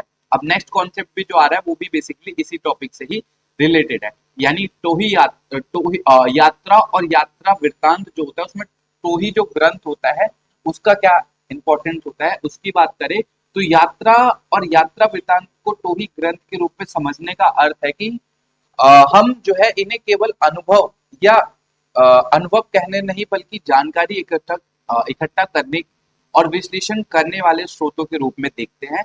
जब कोई यात्री क्या करता है, नए स्थान पर जाता है, वहां के भूगोल, मार्ग, संसाधन, लोगों के जीवन, व्यापार और राजनीतिक स्थिति का क्या करता है, निरीक्षण करता है, तो उसे अपने शब्दों में वो क्या करता है, लिखने की कोशिश करता है। और इस प्रकार का जो उसका यात्रा वृत्तांत होता है वो एक प्रकार का टोही दस्तावेज बन जाता है, यानी एक रिकंसेशन रिकॉर्ड बन जाता है। अगर कोई यात्री गया, उसने उस जगह पे देखा, वहाँ के भूगोल को देखा, वहाँ के संस्कृति, वहाँ के कल्चर, सोसाइटी को देखा, तो वो जिस भी तरीके के रिकॉर्ड को लिखता है तो वो क्या बन जाता है, एक टोही दस्तावेज बन जाता है। ऐसे यात्रा वृत्तांत का उपयोग कई उद्देश्यों के लिए किया जाता है, जैसे कि नए जगहों की खोज के लिए, व्यापारिक मार्गों की जानकारी के लिए और कभी कभी सैन्य या प्रशासनिक योजनाएं बनाने के लिए भी जो है ये की जाती है। हालांकि इन यात्रा वृत्तांत को पढ़ते समय यह ध्यान रखना जरूरी है कि इनमें लेखक का अपना कोई दृष्टिकोण और सीमाएं भी हो सकती है। यानी जो लेखक होता है या जो राइटर होता है उसका खुद का भी कोई पॉइंट ऑफ व्यू हो सकता है, उसकी खुद की भी कुछ भावनाएं इसके अंदर हो सकती है। इसीलिए एक महत्वपूर्ण लेकिन सावधानी से उपयोग करने योग्य वाले ये जो है स्रोत है।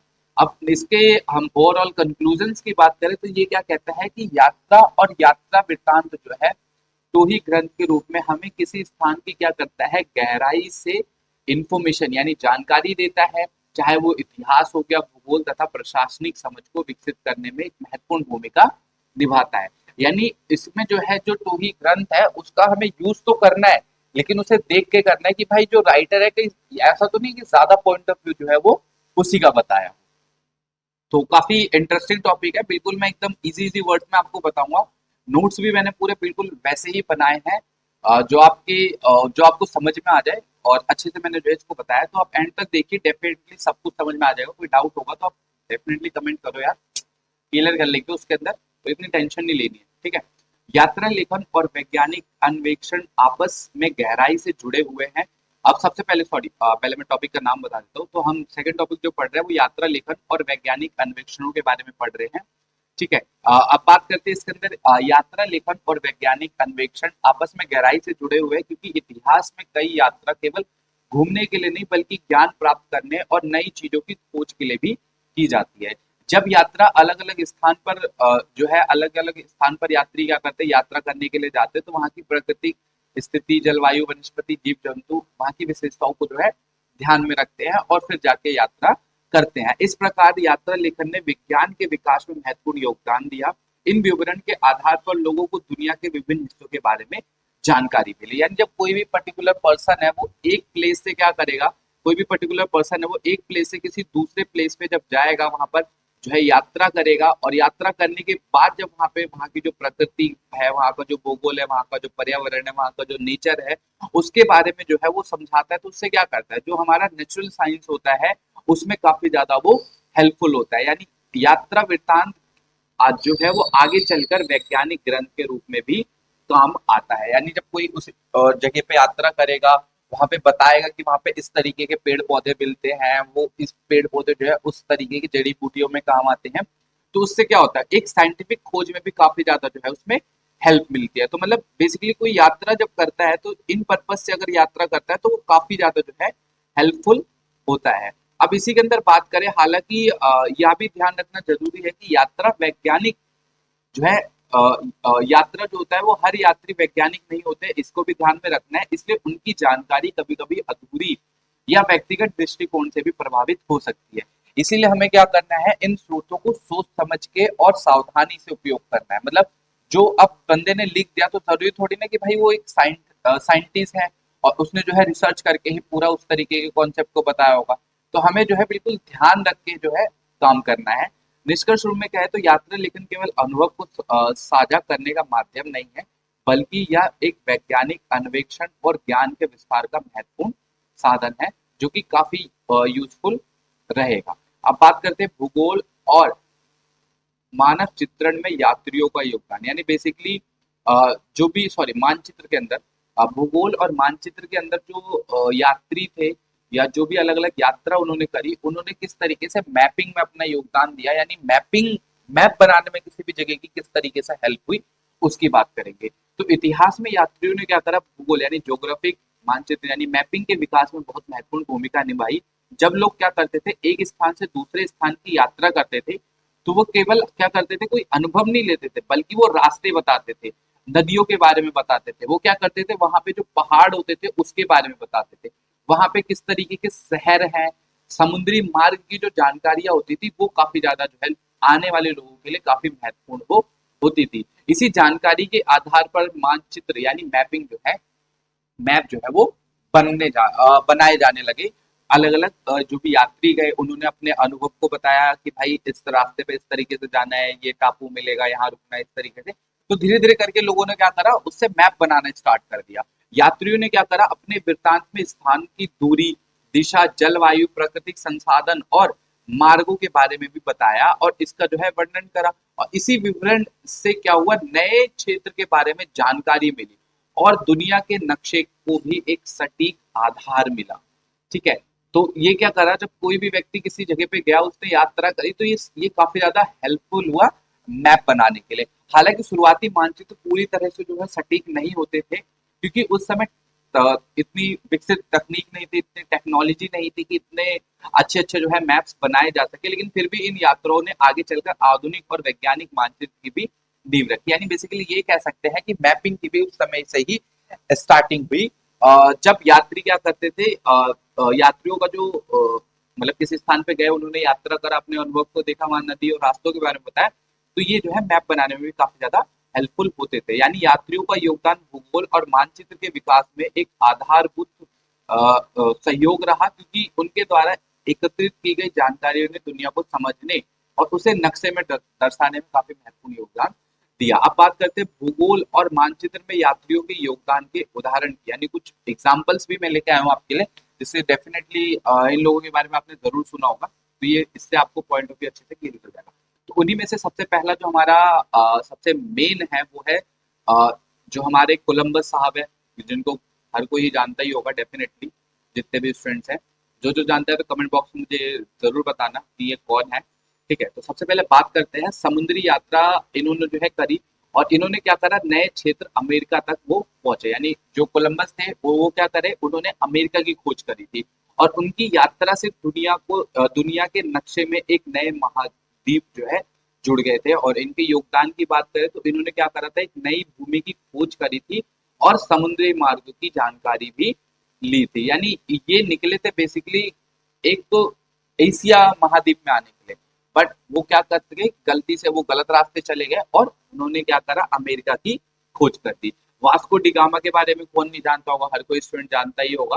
तो इन्होंने क्या करा, यूरोप से भारत तक का एक समुद्री मार्ग खोजा था, और इनके योगदान से क्या हुआ, व्यापारिक मार्ग का विकास हुआ और मानचित्र में भी काफी ज्यादा जो है सुधार हमें देखने को मिलता है। और सेकंड, हमारे जो अगले यात्री है वो है इब्न बतूता। ठीक है, इब्न बतूता के बारे में भी सबने ही सुना होगा, पढ़ा होगा, तो जितने जिन्हें पढ़ा होगा कमेंट करके जरूर बताइएगा। ठीक है, इन्होंने क्या करा, एशिया और अफ्रीका के कई देशों की यात्रा करी। यानी एशिया से लेके अफ्रीका तक के अलग अलग देशों में इन्होंने यात्रा करी। अपने यात्रा वृत्तांत में इन्होंने स्थान, समाज और मार्गों का भी वर्णन किया। और इनके योगदान की बात करें तो इन्होंने विस्तृत भौगोलिक और सांस्कृतिक जानकारी तक भी जो है दी। यानी बेसिकली जब होता क्या था कि जब कोई भी यात्री किसी भी एक स्थान से दूसरी जगह स्थान पर यात्रा करता था, तो वो बेसिकली वहां पे जाने का एक रास्ता भी बताता था कि किस तरीके से जाना है और किस तरीके से वहां पर यात्रा करनी है। तो ये काफी ज्यादा हेल्पफुल है, जो भी नए नए हमारे यात्री जो है गए। ठीक है, अब बात करते हैं, इसी में हमारा जो सेकंड पॉइंट है वो क्या कह रहा है, यात्रा वृत्तांत में निर्विज्ञान और वैज्ञानिक अवलोकन की बात करते हैं। ठीक है, यानी एंथ्रोपोलॉजी बेसिकली क्या कहता है उसकी बात करेंगे। ठीक है, तो अब नेक्स्ट टॉपिक जो है हमारा वो इसी से ही रिलेटेड है। ठीक है, तो अब बात करते हैं इस टॉपिक के अंदर हमें जो है बेसिकली क्या क्या पढ़ना है। ठीक है, सबसे पहले बात करते हैं, यात्रा वृत्तांत केवल स्थान का जो है वर्णन नहीं करता, सेम वही point of view bar bar repeat हो रही है, यानी मनुष्य और प्रकृति को भी समझने का माध्यम है। और ये क्या करता है, जब भी यात्री किसी नए स्थान पर जाता है, वहां की यात्रा करता है, तो वहां के लोगों के जीवन, उनकी परंपरा, भाषा, खान पान और सामाजिक व्यवस्थाओं को ध्यान में रखता है, और वह जो अध्ययन करता है वही नर विज्ञान यानी एंथ्रोपोलॉजी से जुड़ा होता है। तो बेसिकली ये जो एक लाइन है ना, ये आप ऐसा कर लो कि मतलब बेसिकली फिक्स कर लो, इन्हें याद रख लो कि इसमें कोई भी पॉइंट अगर शुरू होगा तो उसके इंट्रो में आप इस लाइन को जो है डेफिनेटली यूज करने वाले हैं। ठीक है, काफी, क्योंकि ये बेसिकली आपको जो पूरा टॉपिक ही है ना वो यात्रा यानी ट्रैवल से ही रिलेटेड है, बुक्स का नाम भी तभी यही है। तो सिंपल ये लाइन तो आप एकदम फिक्स कर लो अपने दिमाग में। ठीक है सभी, निर्विज्ञान के दृष्टिकोण से यात्रा वृतांत हमें क्या करता है, यह बताता है कि अलग अलग समाज कैसे रहते थे। यानी जो अलग अलग सोसाइटी थी, अलग अलग समाज में जो लोग थे वो बेसिकली कैसे रहते थे, उनकी जो संस्कृति थी वो कैसी थी, उनके जीवन में क्या विशेषताएं थी, या इससे हमें मानव समाज की विविधता यानी डाइवर्सिटी को समझने में भी काफी ज्यादा जो है वो मदद मिलती थी। यानी अब अलग अलग जगह पे जब हम जाएंगे, अलग अलग यात्रा करेंगे, वहाँ का खान पान अलग, मतलब फूड अलग है, वहाँ का कल्चर अलग है, वहाँ का पहनावा अलग है, तो वो मतलब किस तरीके से ह्यूमन से रिलेटेड था उसके बारे में बेसिकली हम समझेंगे। साथ ही यात्रा वृत्तांत में वैज्ञानिक अवलोकन यानी साइंटिफिक ऑब्जर्वेशन भी शामिल होता था।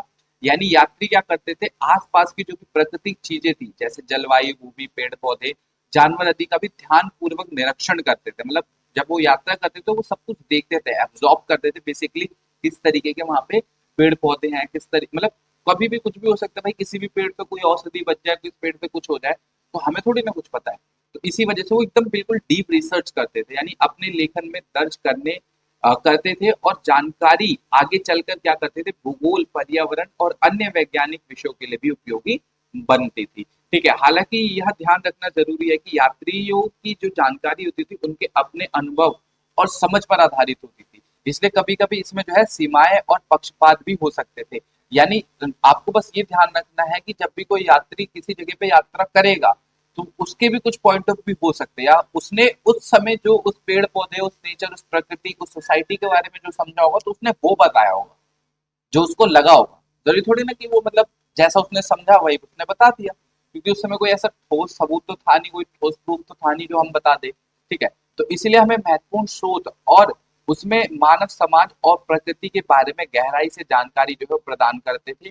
ठीक है। तो जो भी हमारे यात्रा वृत्तांत होते हैं, नृविज्ञान और वैज्ञानिक अवलोकन होता है, इन दोनों के लिए महत्वपूर्ण स्रोत है, क्योंकि ये हमें मानव समाज और प्रकृति के बारे में गहराई से जानकारी देते हैं। अब इसे में सेकंड पॉइंट की बात करें, हमारा जो यात्रा वृत्तांत में धर्म और तीर्थ यात्रा बेसिकली क्या कहता है, इसकी बात करें तो यात्रा वृत्तांत में धर्म और तीर्थ यात्रा का बहुत महत्वपूर्ण स्थान होता है, क्योंकि प्राचीन और मध्यकाल में अधिकतर जो यात्रा है वो धार्मिक कारणों से ही की जाती थी। यानी जो प्राचीन काल में लोग यात्रा करते थे वो ज्यादातर जो मेन रीजन था वो धार्मिक कारण यानी रिलीजन से रिलेटेड ही लोग यात्रा करते थे, जैसे कि मंदिर गए, मस्जिद गए, तीर्थ स्थल आदि की जो है वो यात्रा करते थे, और वह अपने अनुभवों को यात्रा वृत्तांत के रूप में लिखते थे। यानी मेन जो लोग यात्रा करते थे वो किस लिए, टेम्पल मॉस्क्यू से ही रिलेटेड, जो भी हमारी धर्म से रिलेटेड ट्रेवलेजेस जो होते थे, ट्रेवल्स जो होते थे, ट्रेवलर्स हमारे जो होते थे वो ज्यादातर क्या करते थे, रिलीजन से रिलेटेड जो यात्रा होती थी वो करते थे।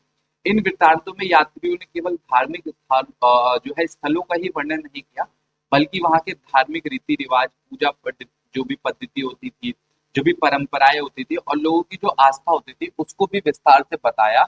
और इससे जो है हमें उस समय की जो धार्मिक जीवन और समाज की जो सोच थी उसके बारे में भी हमें जानने को मिला। यानी तीर्थ यात्रा का जो उद्देश्य था वो केवल यात्रा करना नहीं होता था, बल्कि आध्यात्मिक आस्था और मोक्ष की प्राप्ति से जुड़ा होता था। इसलिए यात्रा वृत्तांत जो है वो धार्मिक भावनाओं, अनुभव विशेष रूप से इसमें जो है देखने को हमें मिलते थे। हालांकि यह भी ध्यान रखना जरूरी है कि यात्रियों के वर्णन उनके अपने धार्मिक दृष्टिकोण से प्रभावित हो सकते थे, जिसे कभी कभी पक्षपात भी जुड़ा दिखाई देना हमें जो है देखने को मिल सकता है। यानी निष्कर्ष रूप में हम ये कह सकते हैं कि यात्रा वृत्तांत में धर्म और तीर्थ यात्रा क्या करते थे, हमें अतीत में धार्मिक जीवन, वहाँ की आस्था और सांस्कृतिक परंपराओं को भी समझाते थे, और इनका भी जो है एक महत्वपूर्ण योगदान हमें देखने को मिल सकता है किसी भी यात्रा के अंदर। अब नेक्स्ट पॉइंट की बात करें, तीर्थ यात्रा, यात्रा वृत्तांत और पवित्र भूगोल क्या कहता है, मतलब तीर्थ यात्रा या यात्रा वृत्तांत और पवित्र भूगोल से क्या अर्थ है, इससे भी डायरेक्ट क्वेश्चन आपसे पूछा जा सकता है। तो इसके अंदर सबसे पहले बात करते हैं तीर्थ यात्रा, यात्रा वृत्तांत और पवित्र भूगोल से क्या मतलब है, यानी स्केयर्ड ज्योग्राफी से क्या मतलब है। ठीक है, तो ये जो वर्ड है ना ये आपस में काफी कोरिलेट करते हैं।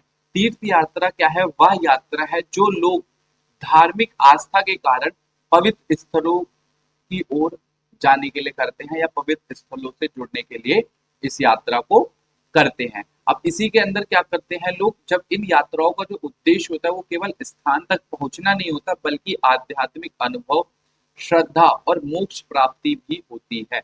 जब यात्री क्या करते हैं, इन स्थलों की यात्रा करते हैं, तो वे अपने अनुभव, देखे गए स्थान, धार्मिक अनुष्ठान और सामाजिक जीवन का भी वर्णन लिखते हैं, जिसे यात्रा वृत्तांत कहा जाता है। इन वृत्तांतों में हमें यह जानकारी मिलती है कि उस समय किस प्रकार पूजा करते थे, मतलब उस समय जो लोग होते थे वो किस प्रकार पूजा करते थे, कौन कौन से धार्मिक रीति रिवाज अपनाए जाते थे, और समाज में धर्म का क्या स्थान होता था।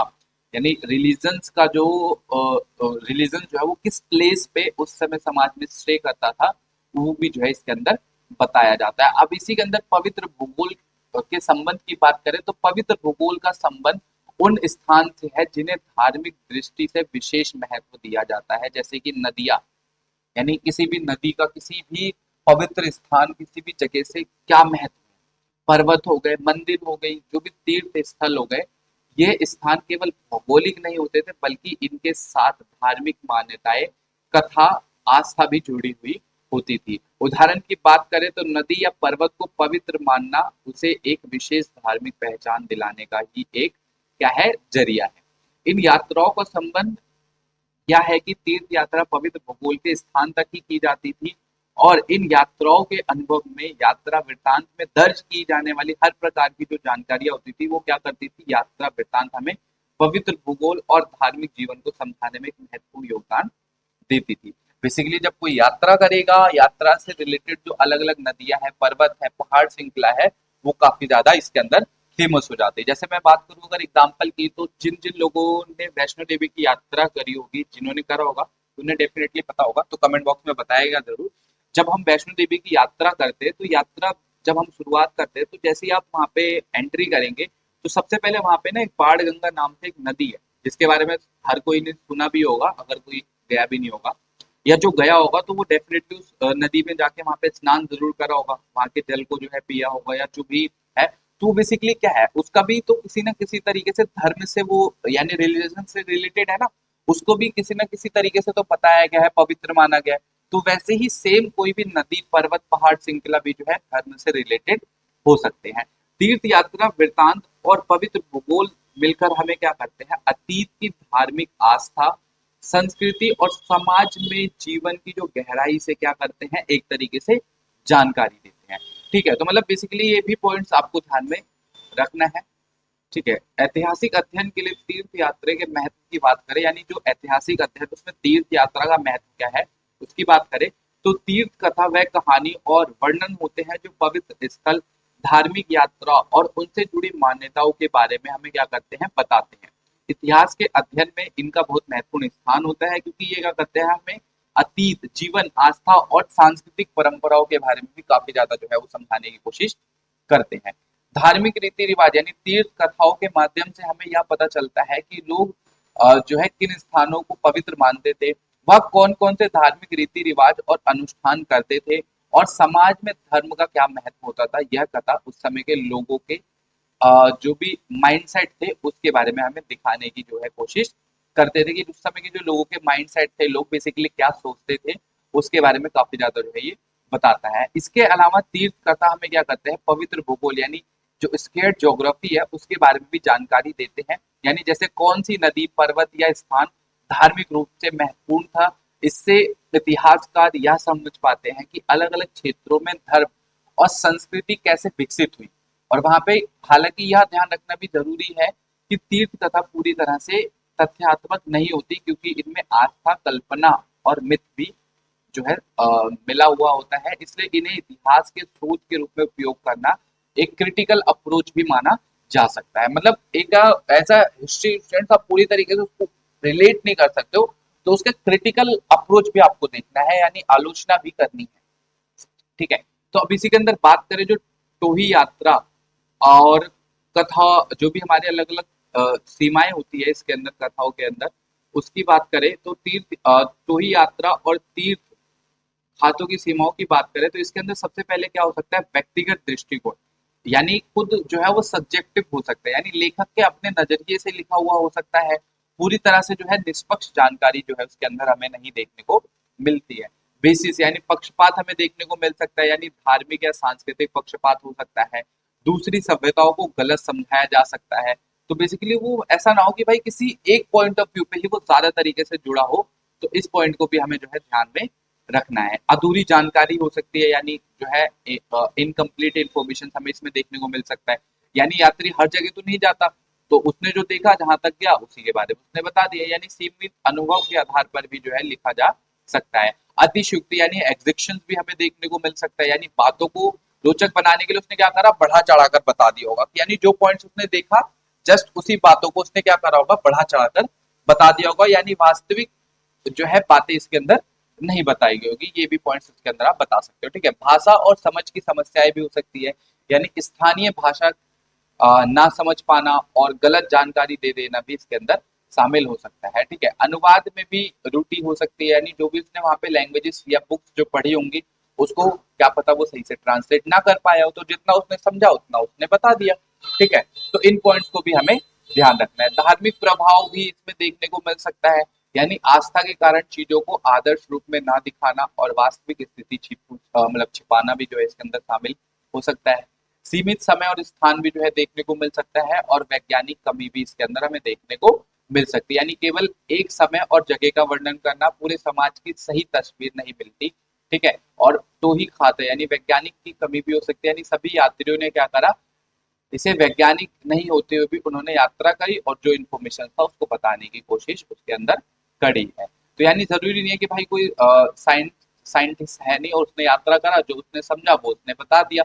तो इन पॉइंट्स को भी हमें जो है ध्यान में रखना है कि जो उसने समझा वो जस्ट उसने बताया है, तो यानी जो इन्फॉर्मेशन उसने बता दिया जरूरी नहीं है कि वो इन्फॉर्मेशन पूरी तरीके से सही ही हो।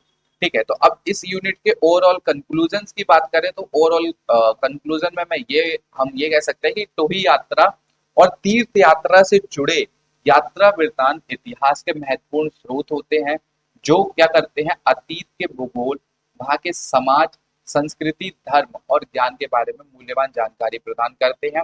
यानी टोही यात्रा क्या करती है, जहाँ खोज, वैज्ञानिक अध्ययन और जानकारी को इकट्ठा करने पर केंद्रित यानी सेंट्रिक होती है।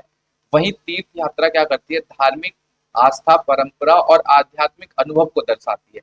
यानी जहाँ टोही यात्रा क्या करता है, इंफॉर्मेशन लेता है, चाहे साइंटिफिक इंफॉर्मेशन हो गया या वहाँ की सोसाइटी या वहाँ के समाज, वहाँ के कल्चर की इंफॉर्मेशन हो गई। वही धार्मिक यात्राएं जो होती है वो आस्था, परंपरा या आध्यात्मिक अनुभव का भी एक मिश्रण हमें देखने को मिल सकता है। इन यात्रा वृतांत के माध्यम से हमें विभिन्न सभ्यताओं के बीच सांस्कृतिक मेलजोल, जीवन शैली और विचार के आदान प्रदान को भी समझने का अवसर जो है मिल सकता है। ठीक है, और पवित्र भूगोल, धार्मिक मान्यताओं और वैज्ञानिक अवलोकन को भी झलकाने की जो है कोशिश करते हैं। यानी हम ये कह सकते हैं कि टोही और तीर्थ यात्रा से जुड़े यात्रा वृतांत जो है वो ज्ञान, आस्था और खोज का एक महत्वपूर्ण संगम है, और इससे समझना जो है काफी ज्यादा व्यापक है, और मतलब गहराई से भी समझना हमें जरूरी है। और व्यक्तिगत दृष्टिकोण, सीमित अनुभव और पक्षपात को भी हमें जरूर देखना है, और क्रिटिकल आलोचना यानी क्रिटिकल अप्रोच भी हमें जो है इसके अंदर देखना है। किसी भी ग्रंथ को हमें डायरेक्ट नहीं समझ लेना है। ठीक है, तो इस पॉइंट ऑफ व्यू को भी जो हमें ध्यान। नेक्स्ट जो हमारी यूनिट है वो है यूनिट नंबर 3, जो कि यूनिट का नाम है खोज, व्यापार और उपनिवेशवाद। यानी इसके अंदर बेसिकली हम पढ़ेंगे जो डिस्कवरीज, ट्रेड एंड कॉलोनिज्म के बारे में पढ़ेंगे, जिसके अंदर द एज ऑफ डिस्कवरीज यानी 1400 से लेके 1800 तक का जो डिस्कवरी एज था वो क्या था उसके बारे में पढ़ेंगे। कॉलोनियल एंड पोस्ट कॉलोनियल ट्रेवलेजेस के बारे में भी जो हम इसके अंदर देखने वाले हैं। तो इसके अंदर मेनली जो है हम डिस्कवर करेंगे जो भी 1400 से लेके 1800 वाला जो मेन थीम था वो क्या है, और बेसिकली जो हमारा ट्रैवल था यानी यात्रा जो थी वो उसने किस तरीके से जो है बिजनेस यानी ट्रेड में हमारी मदद करी, उसके बारे में जो हम पढ़ेंगे। तो सबसे पहले इसके इंट्रोडक्शन की बात करें तो खोज, व्यापार और उपनिवेशवाद यह इकाई हमें यह समझाती है कि कैसे यात्रा और खोज यानी एक्सप्लोरेशन ने दुनिया के इतिहास को बदल दिया। जब यूरोपीय देशों के लोग नई नई जगहों की खोज में निकले तो उनका जो मुख्य उद्देश्य था वो ट्रेड था यानी व्यापार था। जब यूरोपीय लोगों ने अलग अलग कंट्रीज, अलग अलग महाद्वीप को जब उन्होंने खोजना यानी एक्सप्लोर करना जब उन्होंने चालू करा, तो उनका जो मेन पर्पस था वो क्या था, जस्ट और जस्ट क्या करना, ट्रेड करना। लेकिन क्या हुआ, धीरे धीरे जैसे जैसे ये चीजें होने लगी तो उन्होंने क्या करा, अलग अलग जो है टापुओं को, अलग अलग जगहों को जो है उन्होंने खोजा। इन खोज ने यात्राओं के दौरान नई समुद्री मार्ग, महाद्वीप और संसार जो भी अलग अलग संसाधन थे उसकी खोज करी।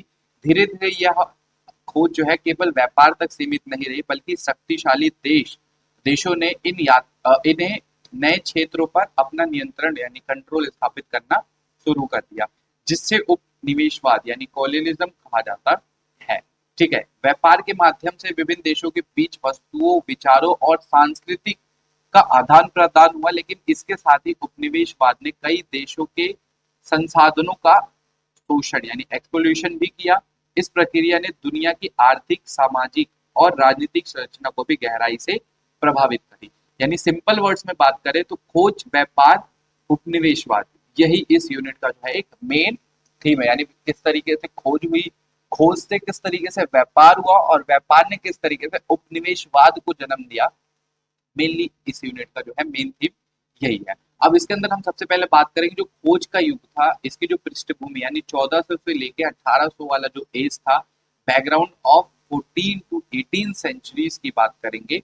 ठीक है, तो खोज का बेसिकली ये युग था यानी एज ऑफ एक्सप्लोरेशन था, जिसके अंदर अचानक जो है ये बेसिकली नहीं शुरू हुआ था, बल्कि इसके पीछे कई आर्थिक, राजनीतिक, धार्मिक और तकनीकी कारण भी जो है थे। तो सबसे पहले इसके अंदर सबसे पहले हम बात करेंगे जो खोज का युग यानी एज ऑफ एक्सप्लोरेशन, जो कि 1400 से लेके 1800 के बीच का समय कहलाता है। इस अवधि में यूरोपीय देशों ने समुद्री यात्राओं के माध्यम से क्या करा, नई नई जगहों, मार्गों और संसाधनों की खोज करी। यही जो है इसकी मेन थीम थी। तो इसके सबसे पहले कारण यानी सबसे पहले रीजंस की बात करेंगे तो 14 यानी 1400 से लेके 1800 सेंचुरी में जो पहली बार यात्रा शुरू हुई तो उसका जो सबसे पहला और मेन कारण था वो व्यापार यानी ट्रेड के लिए यात्रा चालू हुई। यानी सबसे महत्वपूर्ण कारण था व्यापार यानी ट्रेड। यानी यूरोप के लोगों ने एशिया में मसाले, रेशम और कीमती वस्तुएं जो है वो चाहते थे, और इसीलिए उन्होंने क्या करा, अलग अलग महाद्वीपों को खोजा, स्पेशली एशिया को। पुराने स्थल मार्ग जो है महंगे थे और असुरक्षित हो गए थे, इसीलिए उन्हें नए समुद्री मार्गों की भी खोज जो है उन्होंने शुरू करी। यानी जो पुराने रूट थे वो काफी ज्यादा जो है महंगे थे, इसी वजह से उन्होंने सोचा कि हम अपने कुछ एक नए रूट्स जो है बनाएंगे। दूसरा कारण जो था वो था राजनीतिक प्रतिस्पर्धा यानी पॉलिटिकल कंपटीशन। इसके वजह से भी जो है उन्होंने स्पेन, पुर्तगाल, इंग्लैंड और फ्रांस जैसे देश अपनी शक्ति और जो धन था, उनका पैसा जो था उसको बढ़ाने के लिए क्षेत्र पर अधिकार करना चाहते थे। इसीलिए खोज जो है वो काफी ज्यादा और चालू हो गई, अलग अलग महाद्वीप, अलग अलग देशों को ढूंढने की। तीसरी बात करें, तीसरा जो रीजन था वो था रिलीजन यानी धर्म।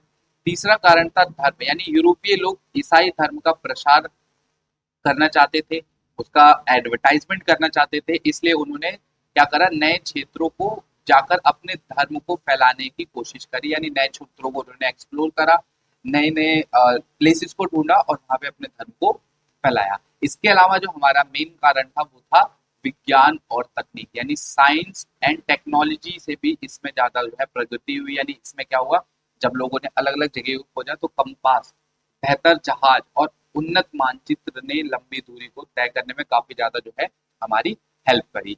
एक और मेन जो इसका कारण था वो था पुनर्जागरण यानी रेनेसा, जिसने लोगों में जिज्ञासा, खोज की भावना और नए ज्ञान की इच्छा को भी जो है काफी ज्यादा बढ़ाया। ठीक है, सिंपल वर्ड्स में बात करें तो व्यापार की जरूरत, सत्ता की होड़, धर्म का प्रसार और नए तकनीक जिज्ञासा ने क्या करा, खोज के युग को जन्म दिया 1400 से 1800 की एज में।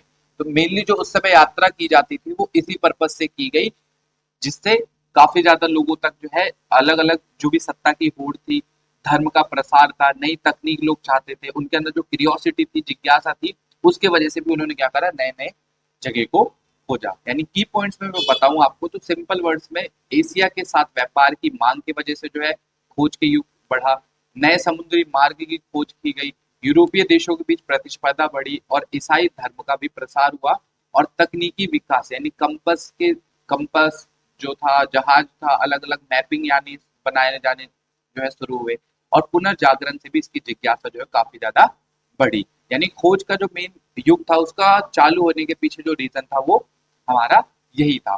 खोज के युग के कारण यानी causes of the age of exploration की बात करें, यानी जो खोज का युग था वो बेसिकली शुरू क्यों हुआ, इसके कारण की बात करें तो इसमें सबसे पहला और मेन कारण हमारा था वो था व्यापार यानी ट्रेड की नीड्स। व्यापार की वजह से यूरोप के लोगों ने एशिया में मसाले, रेशम और कीमती वस्तुओं के ट्रेड के लिए उन्होंने क्या करा, पुराने जो रास्ते थे वो महंगे थे, तो इसी वजह से उन्होंने क्या करा, एक नए समुद्री मार्गों की जो है खोज करी। मेनली जो रीजन था वो ट्रेड था। राजनीतिक प्रतिस्पर्धा यानी पॉलिटिकल कंपटीशन की वजह से भी जो है इन्होंने खोज करी। यूरोप के देशों ने जैसे पुर्तगाल, इंग्लैंड और फ्रांस जैसे अलग अलग जो देश थे, इनके बीच में काफी ज्यादा जो है पॉलिटिकल कंपटीशन हुआ, जिसकी वजह से इन्होंने नए नए अलग राज्य को खोजा। अपनी शक्ति और धन बढ़ाने के लिए भी क्षेत्रों पर कब्जा करना चाहते थे। धन और संसाधनों की खोज यानी वेल्थ एंड रिसोर्सेज के चक्कर में भी इन्होंने काफी ज्यादा जो है अलग अलग जगहों की खोज करी। नई जगहों से सोना, चांदी और अन्य संसाधन उन्हें प्राप्त होते थे, जिसकी वजह से उन्होंने नए नए जगह को काफी ज्यादा एक्सप्लोर करा। यही आर्थिक लाभ पाने का एक बड़ा कारण जो है था। ठीक है, धर्म का जो है प्रसार हुआ इसमें, यानी जो भी अलग अलग रिलीजन थे उसको भी काफी ज्यादा अलग अलग लोगों तक प्रमोट किया गया। यूरोपीय लोगों ने ईसाई धर्म को फैलाया। ठीक है, और काफी अलग अलग देशों में जो है अलग अलग लोगों के साथ जो है इसको साझा करा। इसलिए ये जो है काफी ज्यादा जो है एक्सप्लोर वाला एज काफी ज्यादा हमें जो है बढ़ा देखने को मिलता है। तकनीकी विकास यानी टेक्नोलॉजी भी काफी ज्यादा इसमें बढ़ गई, बेहतर जहाज हमें देखने को मिल गया, मैप्स बनाए जाने लगे, कंपास बनने लग गया, तो जिससे दिशा भी काफी ज्यादा जो है समझना इजी हो गया था। इन्हीं कारणों की वजह से लोग क्या करते थे, लंबी लंबी समुद्री यात्राएं जो है आसान से आसान तरीके से कर लेते थे, बिना किसी इधर उधर दूसरे जगह पे डाइवर्ट हुए।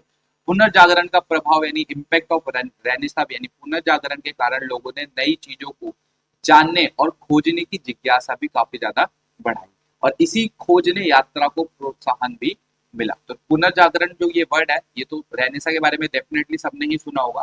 तो जिन्हें जिन्हें रेनेसा के बारे में जो जानता है तो कमेंट बॉक्स में मुझे कमेंट करके जरूर बताएगा कि ये पुनर्जागरण जो वर्ड है, रेनेसा है, वो बेसिकली है क्या।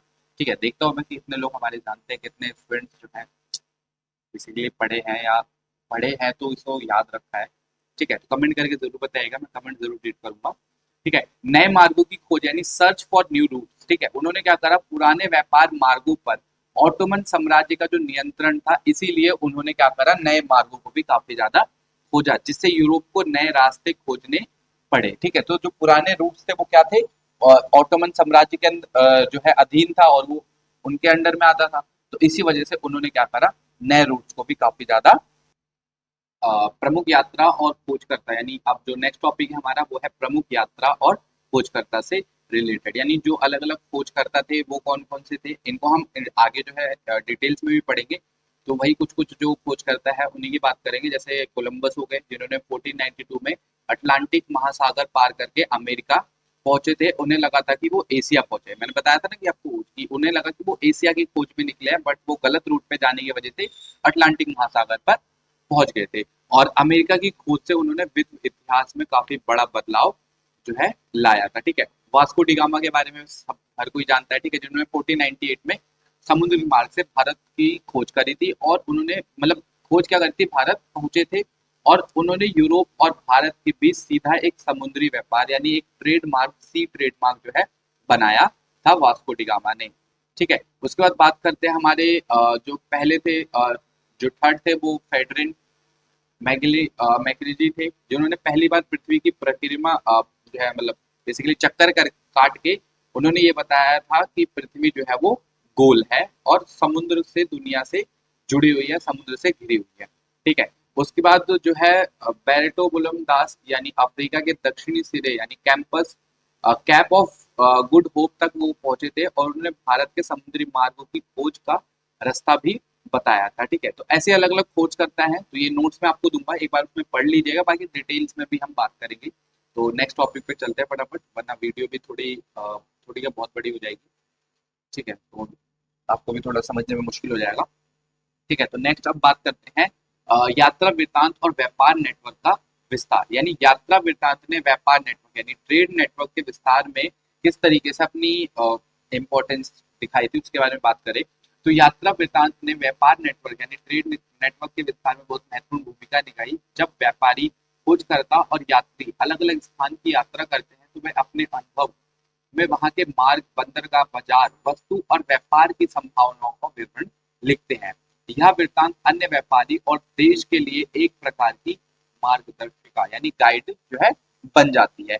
यात्रा वृत्तांत के माध्यम से लोगों को यह जानकारी मिलती थी कि कौन से रास्ते सुरक्षित है और कौन से वस्तुएं वहां पर मिलती है और किन क्षेत्रों में व्यापार के अवसर है। इसलिए नए व्यापारिक मार्गों की भी खोज की गई थी और पुराने मार्गों का विस्तार हुआ था। समुद्री यात्राओं के बढ़ने से विभिन्न महाद्वीपों के बीच व्यापारिक संपर्क जो है काफी मजबूत हुआ। इसके अलावा यात्रा वृत्तांत के कारण अलग अलग देशों के बीच वस्तु, तकनीक, विचारों का भी आदान प्रदान हमें देखने को मिलता है। यानी जब अलग अलग नए नए ट्रेड खोजे गए, तो उससे अलग अलग जो भी वहाँ के अलग अलग जगह के मसाले थे, वहाँ के कपड़े थे, वहाँ की अलग अलग धातु थी, उसका भी एक देश से दूसरे देश पर जाना काफी ज्यादा संभव हो पाया।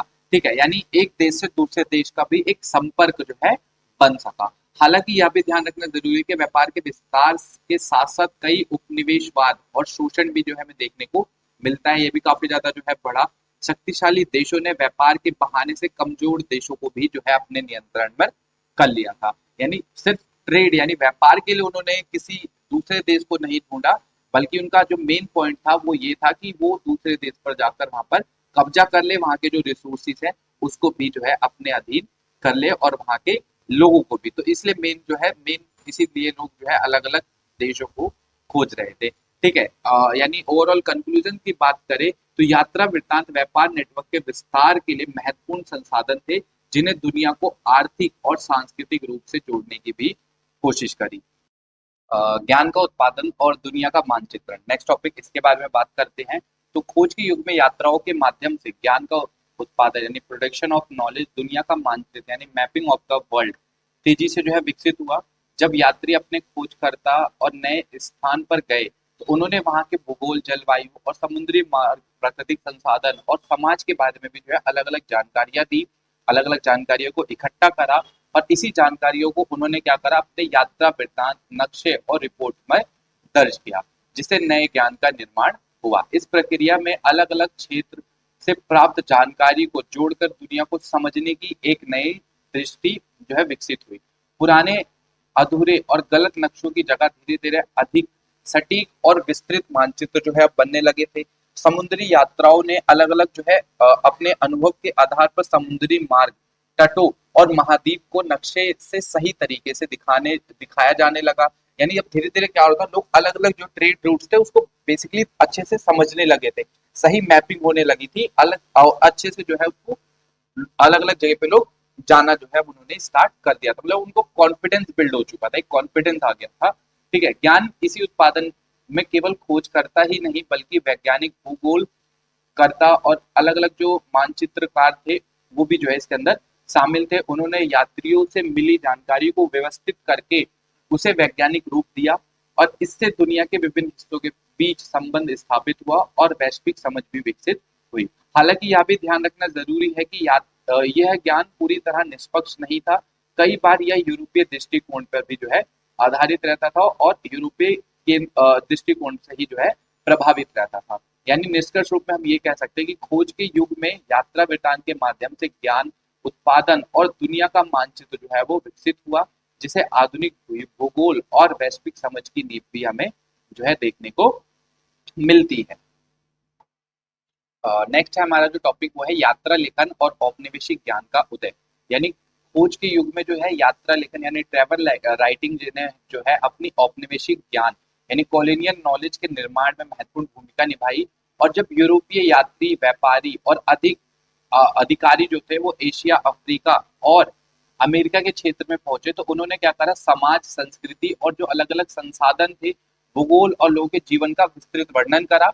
और यह लेखन अनुभव साझा करने के लिए नहीं था बल्कि इनके माध्यम से यूरोपीय शक्तियों को उन क्षेत्रों के बारे में व्यवस्थित जानकारी देना था जो कि शासन यानी जो रूल कर रहे हैं, जो नियंत्रण है, उसे कंट्रोल कर रहे हैं, वो स्थापित करना इनका मेन पर्पस था। इस प्रकार यात्रा वृत्तांत एक प्रकार का ज्ञान का साधन बन गया जिसने क्या करा, उपनिवेशवाद को भी काफी ज्यादा मजबूत कर दिया। ठीक है, इस ज्ञान में अक्सर स्थानीय समाज को अलग या कम विकसित दिखाया जाता था जिससे उपनिवेशवाद को सही ठहराने की कोशिश की जाती थी। इसलिए यह ज्ञान पूरी तरह से जो है निष्पक्ष नहीं था बल्कि इसमें यूरोपीय दृष्टिकोण और हित भी जो है शामिल था। यानी सिंपल लैंग्वेज में बात करें तो यात्रा लेखन क्या था, एक जानकारी यानी इंफॉर्मेशन, नियंत्रण और औपनिवेशिक ज्ञान का यानी कॉलोनियल नॉलेज का एक युग था। ठीक है, और इसके की पॉइंट्स की बात करें तो यात्रा लेखन से क्या हुआ, नए क्षेत्र की हमें जानकारी मिली और यह जानकारी उपनिवेश स्थापित करने में काफी ज्यादा उपयोगी हुई। स्थानीय समाज का वर्णन जो है अक्सर अक्सर जो है पक्षतापूर्ण हमें देखने को मिलता है और औपनिवेशिक ज्ञान और सत्ता का नियंत्रण का भी एक साधन जो है देखने को हमें मिलता है। एशिया और भारत में यूरोपीय यात्रा की बात करें तो एशिया और भारत में यूरोपीय यात्रा खोज के युग का एक महत्वपूर्ण हिस्सा था। और जब यूरोपीय देशों में समुद्री मार्गों की खोज की गई तो उसका जो मुख्य उद्देश्य था वो ट्रेड था, जैसा कि मैंने आपको बताया। यानी ट्रेड के लिए जो है मेनली नए नए रूट्स की जो है खोज की जाती थी। इस समय क्या होता था, जो भी यूरोपीय यात्री और व्यापारी जो थे वो समुद्र के रास्ते एशिया पहुंचे और धीरे धीरे उन्होंने क्या करा, एक व्यापारिक केंद्र यानी ट्रेड जो भी ट्रेड पॉइंट था उसकी स्थापना की। और इन यात्राओं के दौरान उन्होंने क्या करा, भारत और एशिया के समाज, संस्कृति, अर्थव्यवस्था और भूगोल के बारे में एक विस्तृत जानकारी भी दी। समय के साथ साथ यहाँ यात्रा केवल व्यापार तक सीमित नहीं रही बल्कि यूरोपीय शक्ति ने यहाँ राजनीतिक प्रभाव और नियंत्रण स्थापित करना भी काफी ज्यादा जो है शुरू कर दिया था। यानी यूरोपीय यात्रा जो है वो मेनली व्यापार और इंफॉर्मेशन और उपनिवेशवाद यानी नियंत्रण के लिए की गई। ठीक है, यानी एशिया और भारत व्यापार के लिए एक महत्वपूर्ण स्रोत के रूप में देखे जाने लगे और यूरोपियों ने समुद्री मार्ग से यहाँ पहुंचना जो है शुरू कर दिया था और व्यापारिक केंद्र भी जो है यहाँ पर स्थापित करना स्टार्ट कर दिया था। और इनका जो मेन हर पॉइंट वो ये था कि भाई हमें यहाँ पर क्या करना है, व्यापार नहीं करना, यहाँ पर अपना जो है शासन करना है। इसीलिए जो है इंडिया इतने समय तक जो है हमारा जो है गुलाम बनकर रहा। ठीक है, यात्रा वृत्तांत में विस्तृत जानकारियां भी जो है हमें इसमें देखने को मिली और आगे चलकर ये उपनिवेशवाद की भी शुरुआत हमारी जो है वो यहीं से देखने को मिलती है। अब नेक्स्ट पॉइंट की बात करें, यात्रा लेखन में स्वदेशी आवाज, यानी यात्रा लेखन में बेसिकली जो इंडियन वॉइस थी ट्रेवल राइटिंग के अंदर, उसका क्या योगदान था उसकी बात करें तो यात्रा लेखन में स्वदेशी आवाज का मतलब है उन लोगों के दृष्टि और अनुभव से है जो किसी स्थान यानी स्थानीय निवासी होते थे, और आमतौर पर इतिहास में यात्रा वृत्तांत अधिकतर बाहरी यात्री जैसे यूरोपीय खोजकर्ता द्वारा लिखे गए, जिनमें स्थानीय समाज को उनके अपने नजरिए जो है प्रस्तुत किए गए। लेकिन स्वदेशी आवाज इस प्रकार एक तरफा दृष्टिकोण बदलती है जहां स्थानीय लोग खुद अपने समाज, संस्कृति, परंपरा और जीवन शैली के बारे में लिखते हैं और बताते हैं। अधिक सही और गहरी असंतुलित जानकारियां भी हमें जो है इसमें देखने को मिलती है। ठीक है, स्वदेशी दृष्टिकोण यह भी दिखाते हैं कि बाहरी यात्रियों के लेखन में कई बार गलतफहमी, अधूरी जानकारी और पक्षपात भी हमें देखने को मिल सकता है। इसीलिए इतिहास को समझने के लिए केवल विदेशी यात्रा वृत्तांत ही नहीं बल्कि स्थानीय स्रोत जो उस समय वहां पर रहने वाले लोगों की जो आवाज थी उसका भी महत्व काफी ज्यादा जरूरी है। यानी जो संतुलित और वास्तविक और बहुआयामी बनाने के लिए हमें किसी भी यात्रा वृत्तांत में वहां के जो लोग हैं उनकी भी जो खुद की आवाज है, उनकी जो खुद के पर्सनल एक्सपीरियंस है उसको भी जानना काफी ज्यादा जरूरी हमारे लिए है। अब औपनिवेशिक यात्रा वृत्तांत की सीमाओं और पूर्व ग्रहों की बात करें तो सेम वही यूरोपीय दृष्टिकोण जो है हमें इसमें देखने को मिलता है, पूर्व ग्रह हमें देखने को मिलता है, स्वदेशी आवाज की इसमें कमी मिलती है और अधूरी और गलत जानकारियां भी हमें देखने को मिलती है। यानी किसी भी बात को बढ़ा चढ़ाकर यानी एग्जीशन भी हमें देखने को इसमें मिलता है, सीमित क्षेत्र और समय से आधारित हो सकता है। तो ये कुछ पॉइंट्स हैं, तो ये मैं आपको नोट्स दूंगा, टेलीग्राम से नोट्स ले सकते हैं और उसको आप पढ़ लोगे। ठीक है, तो वही सेम पॉइंट्स हैं जो रिपीट हुए, तो इसीलिए मैंने कॉमन पॉइंट रखा है कि ताकि अगर ऐसे कोई क्वेश्चन आ जाए तो उनको आप आराम से टैकल कर सको। अब इसके ओवरऑल इस यूनिट के कंक्लूजन्स की बात करें तो औपनिवेशिक यात्रा वृत्तांत इतिहास के महत्वपूर्ण स्रोत हैं जो हमें अतीत, समाज और सांस्कृतिक, भूगोल और अर्थव्यवस्था के बारे में जानकारी देते हैं। इससे हमें यह समझने में मदद मिलती है कि उस समय यूरोपीय लोग एशिया और अफ्रीका जैसे क्षेत्रों में कैसे देखते थे और उनके बारे में क्या लिखते थे, तथा उसका जो आलोचना मतलब वो किस तरह से वहां पे क्रिटिकल अप्रोच था उन लोग का, उसको भी हमें देखने को मिलता है। तो ये था हमारा ओवरऑल ये वाला जो हमारा थर्ड यूनिट। ठीक है, अब नेक्स्ट जो हमारी यूनिट है वो है यूनिट नंबर 4। ठीक है, तो यूनिट नंबर 4 थोड़ा इसमें जो है अलग अलग ट्रेवल्स एंड जो भी ट्रेवलिसिस थे उनके हिस्ट्री के बारे में हमें पढ़ना है, तो इसको भी अभी हम स्टार्ट कर रहे हैं। इस यूनिट के अंदर मेनली जो हमारा यूनिट 4 है इसके अंदर जो हमारे ट्रेवलर्स इन द मतलब बेसिकली जो अलग अलग ट्रेवलर्स हुए हैं उनको हम दो पार्ट्स में जो है डिवाइड करेंगे। पहला जो हमारा पार्ट है वो है travel in the pre modern world, travel in the early modern world और travel in the modern world. जो भी हमारे अलग अलग ट्रेवलर्स हुए हैं वो प्री मॉडर्न वर्ल्ड में बेसिकली कौन कौन से हुए हैं उनके बारे में हमें पढ़ना है, और जो अर्ली मॉडर्न वर्ल्ड में ट्रेवलर्स हुए हैं उनके बारे में पढ़ना है, और उसके बाद हमारे जो मॉडर्न वर्ल्ड में अलग अलग ट्रेवलर्स हुए हैं उनके बारे में हमें जो है इसमें पढ़ना है। तो आइए सबसे पहले इस यूनिट को स्टार्ट करते हैं। सबसे पहले जो हमें इंट्रोडक्शन से स्टार्ट करेंगे, तो सेम वही बाकियों के जैसा इसका भी सेम वही इंट्रोडक्शन होने वाला है। तो सबसे पहले हम इंट्रोडक्शन से स्टार्ट इंट्रोडक्शन की बात करें तो यात्रा ग्रंथ और इतिहास या इकाई इस बात को समझाती है कि यात्रा और उनसे जुड़े जो लिखित स्रोत यानी ग्रंथ है वो किस प्रकार इतिहास को जानने और समझने का माध्यम बना। जब यात्री किसी स्थान पर जाते तो वह अपने अनुभव, देखी गई चीजें, संस्कृति, राजनीतिक विवरण को जो है लिखित विवरण बताते थे।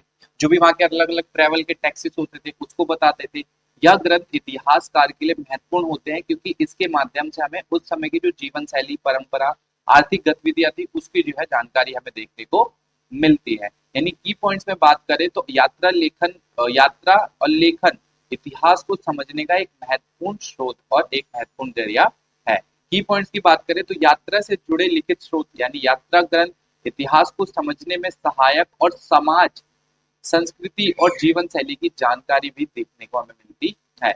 लेखक के दृष्टिकोण को भी समझना इसमें काफी ज्यादा जो है हमारे लिए जरूरी है। अब यात्रा कथाओं के अध्ययन का तरीका यानी अलग अलग जो तरीके होते थे वो हम इसकी बात करें तो सबसे पहला जो तरीका था वो था संदर्भ को समझना, यानी कॉन्टेक्स्ट जो हमारा होता था उसको समझना।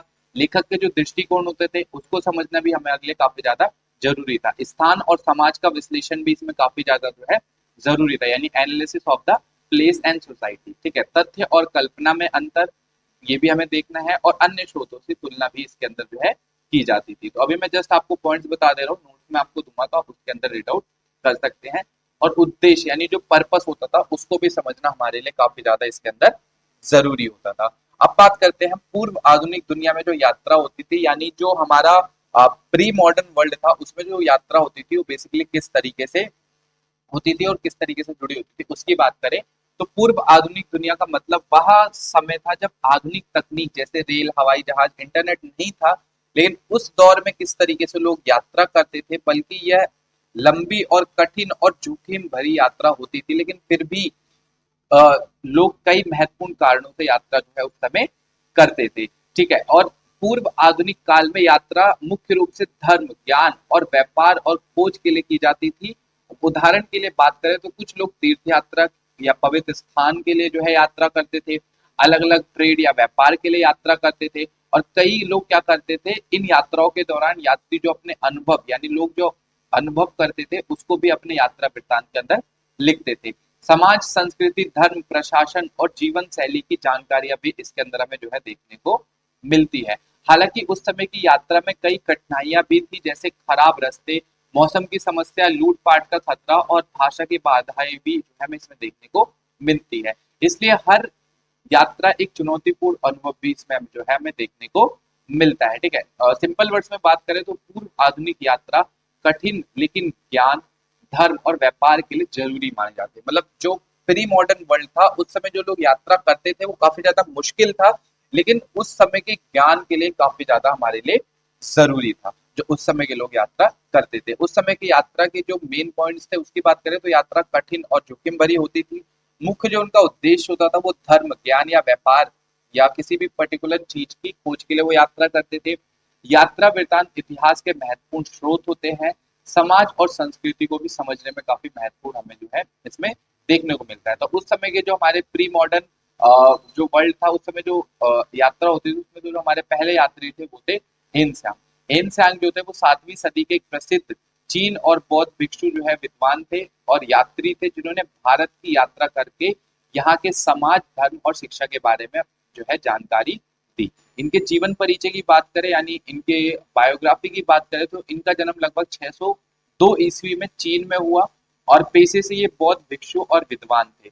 उद्देश्य जो था इनका वो बौद्ध धर्म के असली ग्रंथ और ज्ञान की खोज में जो है वो निकले हुए थे।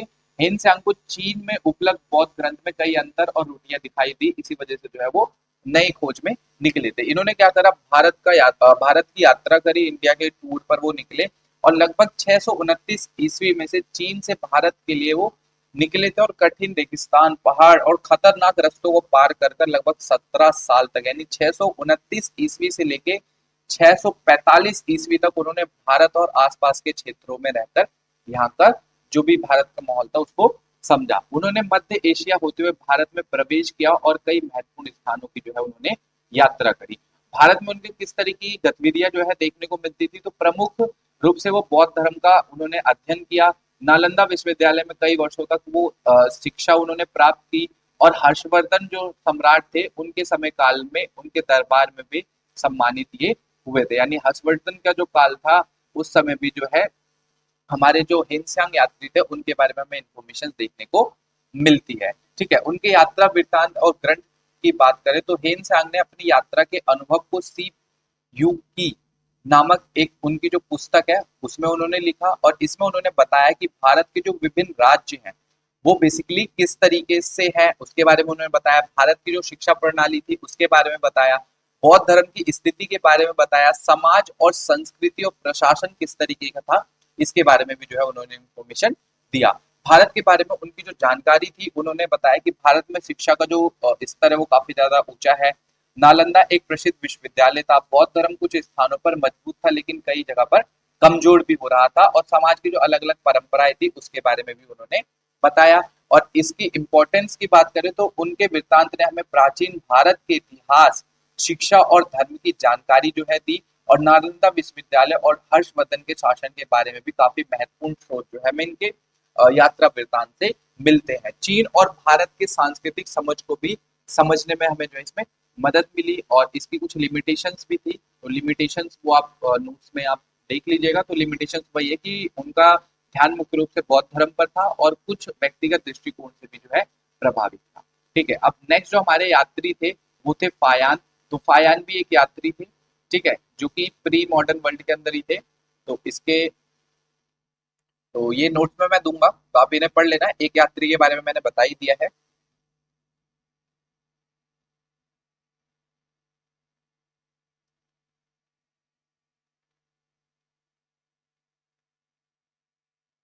एक यात्री के बारे में मैंने बता ही दिया है, तो वो बाकी इन्फॉर्मेशन आप नोट्स में दूंगा, तो उसके अंदर आप पढ़ सकते हैं।